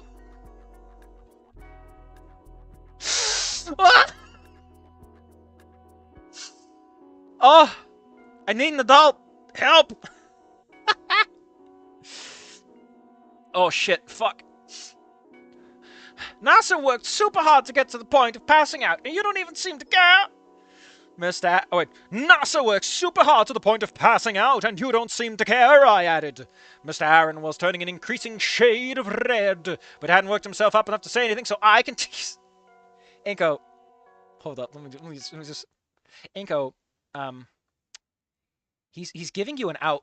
He's giving you an out. He's letting you stop this conversation before you get murdered, my man. Please take it. Please. Inko. Please. Oh no, this meatloaf isn't usually talkative. And Fang got a hard enough time at school with people shitting on them for trying to be in a band. Why would you add to that, sir? I'll admit that I don't really get family dynamics. I haven't enough interactions with my parents to know what that'd be like. But even I can tell from this whole thing that this is not normal. And with that, the dam broke. Oh no! Everyone's having their period simultaneously. Why do I hear boss? Fuck you, Senator. We're playing that song. If you're gonna bring up that boss theme, we're playing it. You can go to hell. You can go to hell with your baby stando. I don't even know the song, so it'll be great. It'll be a fun, exciting moment for me to learn about some cool songs. Oh, that's fucking... Oh. Oh, we're starting off with the bells and the choir, huh? You think you can talk back to me like that? I ought to take you back to the station, he shouted, barely keeping his voice below, full-on screaming. Did he just threaten to arrest me? I took a step backwards from the table out of reflex. What the hell was even happening anymore? From this outburst at mini-golf, I could guess that he was like that a fair bit, but it felt different when it was directed at me. The baby stando. Nani? He is summoning his stando. I wasn't entirely sure what to say respond, but like... Shit, hold up. You can't just arrest people for no reason. Fucking.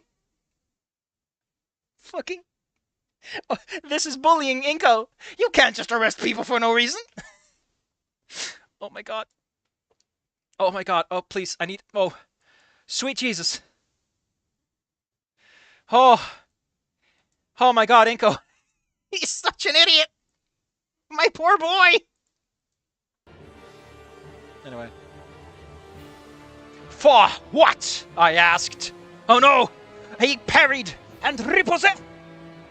I asked, I asked it almost more out of curiosity than expressed concern that I was about to actually be arrested. I suppose it was possible. He is a cop after all, but with this rant from minigolf and the sheer absurdity of everything happening at his dinner table, I found myself searching for answers more than anything else. And then Inko hit him with a nah!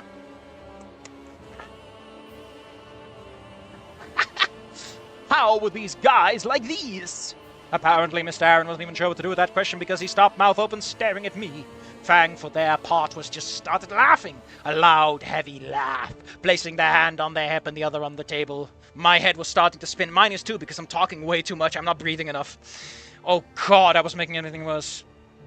Rip, Mr. Aaron snapped his mouth shut and then inhaled loudly and deeply enough through his nostrils to prepare another salvo. But before he could unleash anything onto either of us, Mrs. Aaron came to the rescue. You goddamn Fripley! She didn't say his name. She issued a statement. On your birth certificate, it says Mr. Ripley. I wasn't sure what words that statement was filled with, but it clearly had a lot of meaning behind it because I could tell from Mr. Aaron's eyes snapping wide open that it was a happy implication. You can't arrest me, Mr. Aaron. Why the hell not? I am a Rothschild. Mr. Aaron just fucking crumples where he stands like a fucking skeleton. That's how I like to see it in this business. Dead. Baby. Dead though.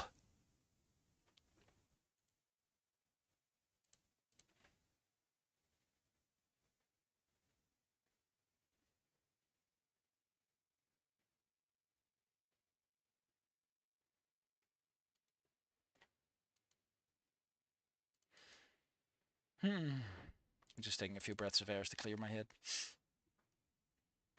She reached up and grabbed his lower jaw crest and yanked it down to her level and pulled him out into the living room, presumably to talk.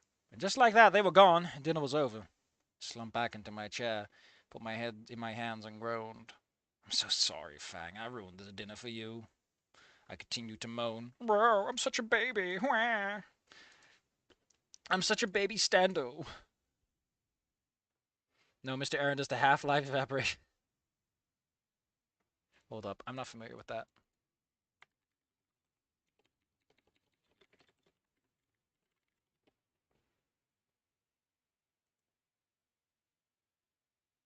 I'm not sure what that's referring to. Unless you're talking about like the physical process. I don't remember anything from Half-Life where evaporation was particularly exciting. Oh, whatever. Who cares? I'm sorry, Fang. I'm so sorry. I ruined dinner for you. Fang wiped a tear from their eye, settling their laughing fit and grabbing me by the elbow and pulling me to my feet. Oh, come on, dweeb. Even if Mom put him in his place, I think you should probably go for the night, they said. I glumly nodded. As we entered the living room, Fang brought a pair of their wings around, acting sort of a privacy scheme between us and the elder Aarons, who were harshly whispering among themselves. I felt awful. I opened my mouth, and everything just began to fall apart. It's like the opposite of Anon. He talks too much. The one in Half-Life 2 where he hits him with the pulse rifle alt fire. Oh, that one! Like, yeah, I know what you're talking about. The fucking evaporation. The disintegration, I'd sooner call it, because that's really what happens to them. They just fucking... There was a man here, but he's gone now.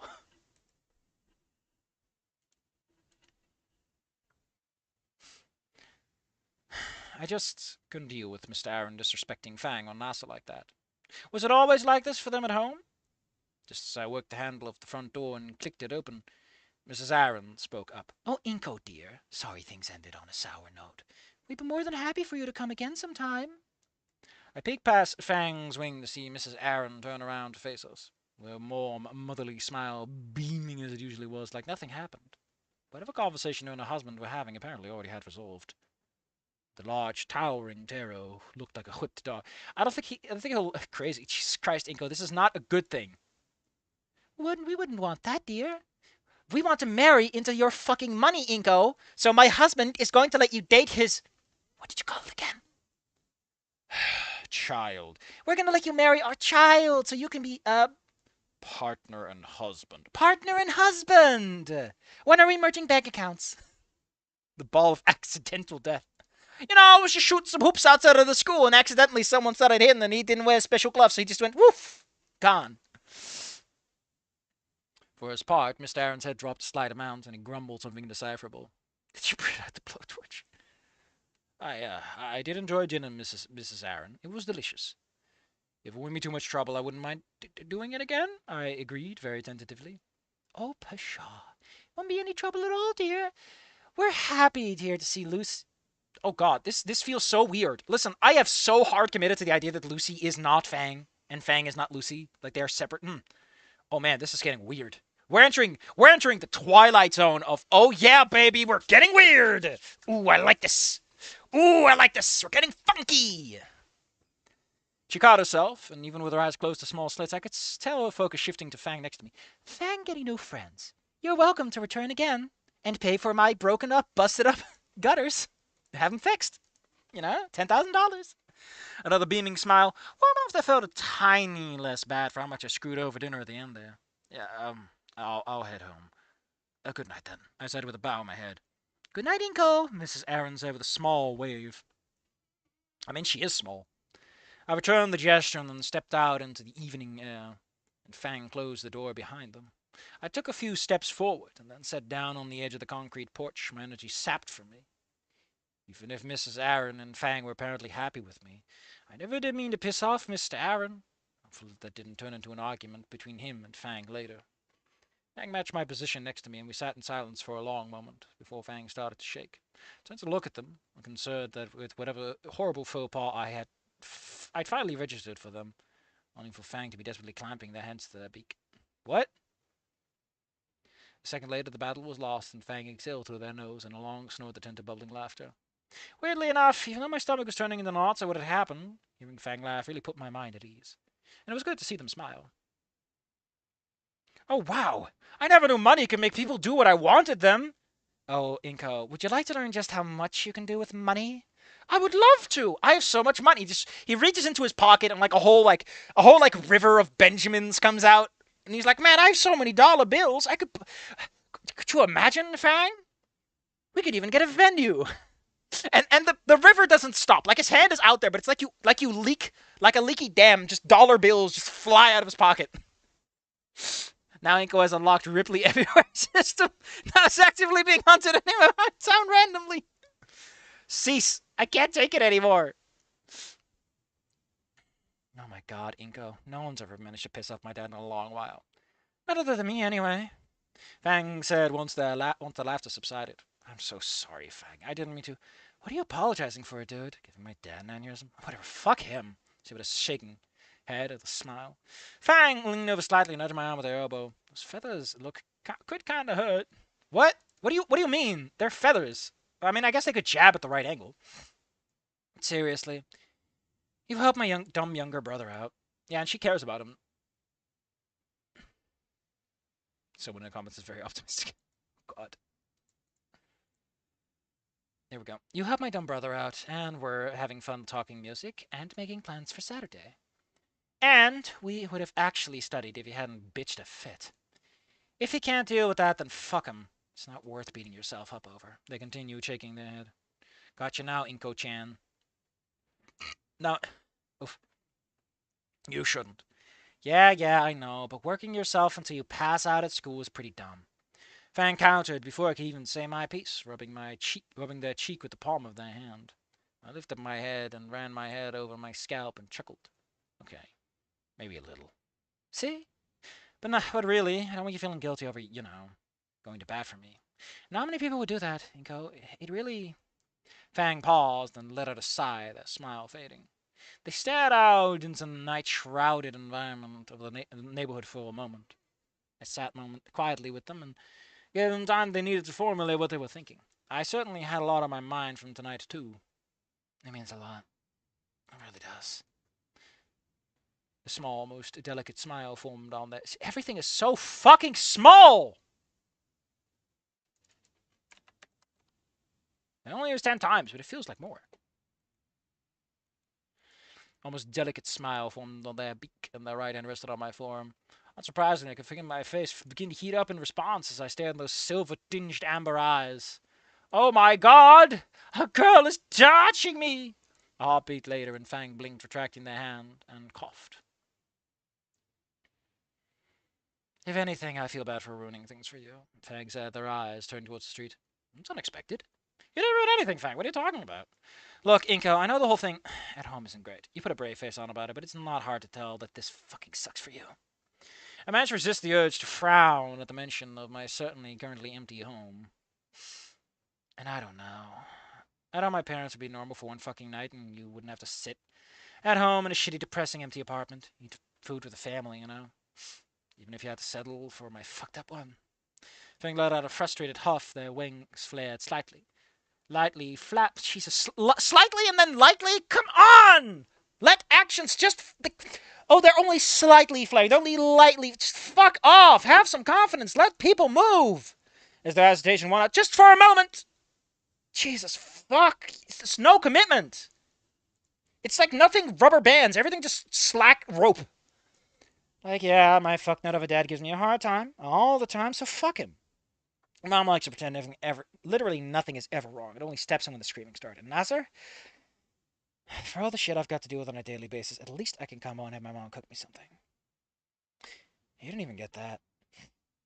And Coach turns to the stone because Mr. Aaron put the curse of Medusa on her. That's why there's so many statues in the garden. Well, fuck me. That's pretty cool. But for all the okay. And Fang angrily gestured to nothing in particular in front of them. I nodded. Why does it have to be nothing in particular in front of them? Why does it have to be in front of them? Why can't she angrily gesture at nowhere and just not specify? Why are you specifying? Fuck! My god! I felt the urge to try and make an excuse for my parents again, like always. I couldn't muster any shit to bother. Fang saw firsthand how things were for me. And I saw firsthand how things were for them. It was different, but without feeling with a similar problem. I felt an odd sense of camaraderie, because Fang's parents aren't really interested, and your parents are just absent. Like, one feels more directedly malicious, the other is just circumstance. So, like, Fang's parents are technically worse, even if Inko's parents are, like, effect-wise worse. Well, they're both pretty fucking bad. Maybe Inko does ending one school shooting this time. In all fairness, your mom did say I could come back. Fang just sniffled and laughed. Yeah, I guess so. Congrats, Strip. You're in shit with me now, whether you like it or not. They said, nodding with somehow playful smile on their face. Anytime, Fang. I used the change in conversation to pull out my phone and dial the taxi service I'd used to get to the track event beforehand. 2 rings later, and a familiar voice greeted me on the other line, which I responded to with my own greeting. Hey. Remember that voice? Nice clueless kid, the measly voice on the other side said. Hey. Fang, clearly overhearing the conversation, barely managed to suppress their laughter, which earned them a side-eyed glare from me. What can I do you for, buddy? I need to pick up him. I say no more, kid. I'm on the... Are you spying on me? Did that guy hang up on you? Yes? It sounded like he was on his way, but I didn't even give him a chance to give him my address. Should I call him back? Would I get a different driver? I don't accidentally want 2 drivers to show up. Before I could make a decision one way or the other, we heard the telltale roar of an engine approaching through the neighborhood. Less than a minute later, a familiar taxi squealed to a stop in front of the Aaron's residence driveway. Strange. Maybe my phone provided taxi service to my location, and maybe you got your fucking location tracking on, you idiot. Hot ziggity, as they say. Hot ziggity.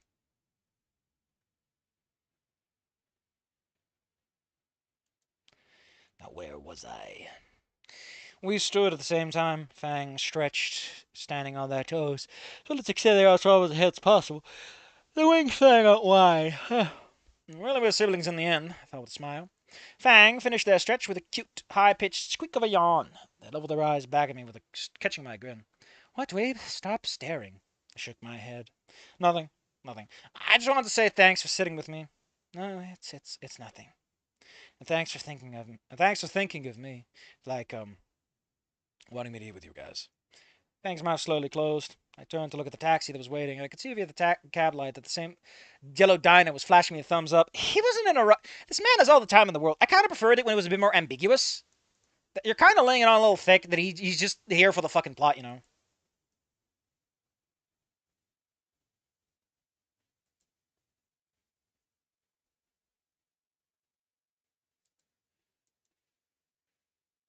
You go to the harbor and he's wondering where he's here. The driver steps out of the car and reveals that, oh no, it's Ripley Majima! Oh shit! Fuck! He's so dead. He's so done. Return back to my pale tarot friend. It means a lot. I take a step towards the waiting taxi, but continuing to watch them, it really does. It was echoing from what they had said before, but it was a genuine statement. Why is there an uppercase either? I think, was this originally 2 sentences, and you were like, no, it needs to be 1 big sentence? And I knew the smile I felt on my face conveyed that. I could just see Fang's eyes widen slightly. Just a little bit! Don't fucking get it in your head! I could hold it on the dim light, but it was pretty certain the face flushed. Just a little bit red. Oh, it's nothing. I nodded, and turned to walk towards my ride. Just as I reached the door handle, Fang called out, "We're still on for Saturday, right, dweeb?" I turned back. "Wouldn't miss it for the world!" I could see Fang nod. Everyone's fucking nodding and doing things ever so slightly. And I hurry back inside their house. Hopefully they'll be okay with the dad. I stepped inside the waiting taxi and let out a sigh. Nice evening? Sort of. Bit hectic, though. So, where to? Home, please. Oh, you got it, boss. You know, it's kind of a shame. I mean, I get what this chapter's trying to do, and it's interesting to see things kind of fuck up. Like, we're getting on a weird alternative path.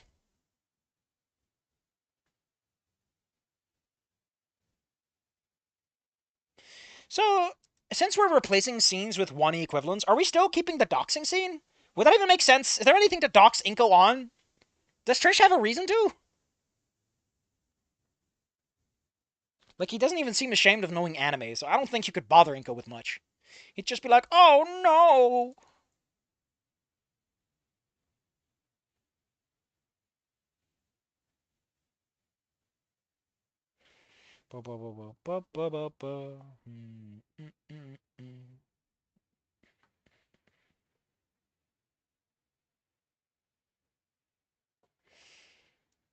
So, for all it was worth, this chapter wasn't necessarily bad, but I'm not exactly impressed either. Oh, the next chapter's also like a decent length instead of being fucking stupid. How long is this one? I'm tired. That was a lot. That was a lot. A lot of emotions. That's good.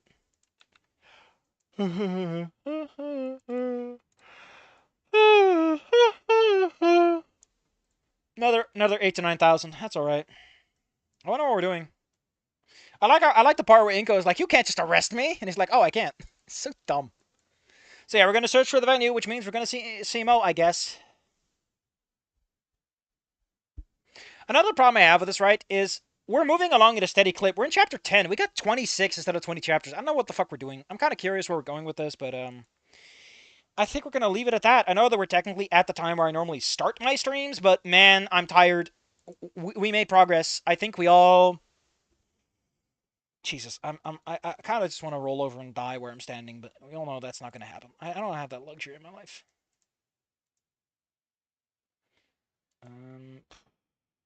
Fuck. Thank you all for coming. Either or. Yeah, thank you for coming. This has been kind of fun. Better chapter than before. Maybe we're at that point, like in One E Kiss. In One E, yeah, One E Kiss, right? Yeah, One E Kiss is the name.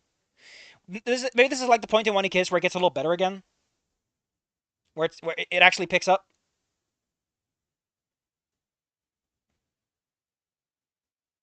Just chaotic twink again. So yeah, next week we'll do chapter 10 then. I wish these chapter had titles because I really would like to know what I'm getting into with these chapters. But they're getting to the phone room, because yeah, we're doing the venue search. What happens after that? We're just doing the concert? Because that's a week away, right? Just a week away. It's almost Christmas. Just a week. Can you imagine?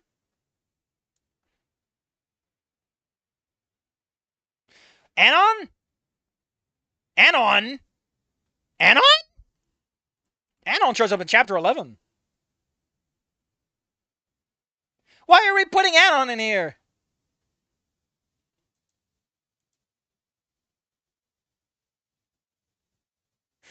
Yeah, this is Anon. He... God. Man, the Anon cameo. Of course there's a fucking Anon cameo. Can't stop that.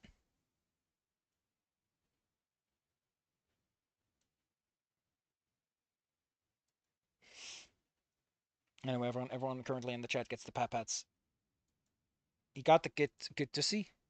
Wait, why'd your parents pick something like St. Hammond? I actually... Oh my god. Is Olivia here? Yeah, she's mentioned by name. Well, I always knew the risk existed. Shit. Yeah, because Wani Gator does end before the half year mark, so they could be together by the time this starts.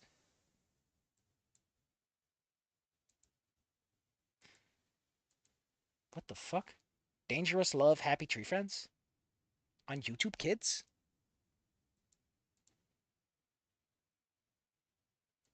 Man, this got made into a mod. It's called Battle of the Worms. I don't.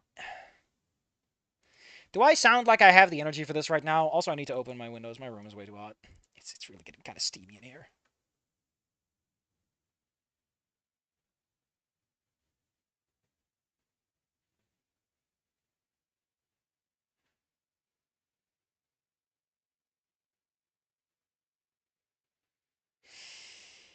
Thank you for coming. I'll see you guys next week. We'll probably be doing the Friday. Actually, let me just quickly check. Oh shit!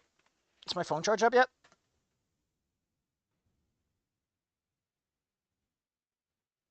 It's getting there. I would like to check. I would like to check my schedule for Friday.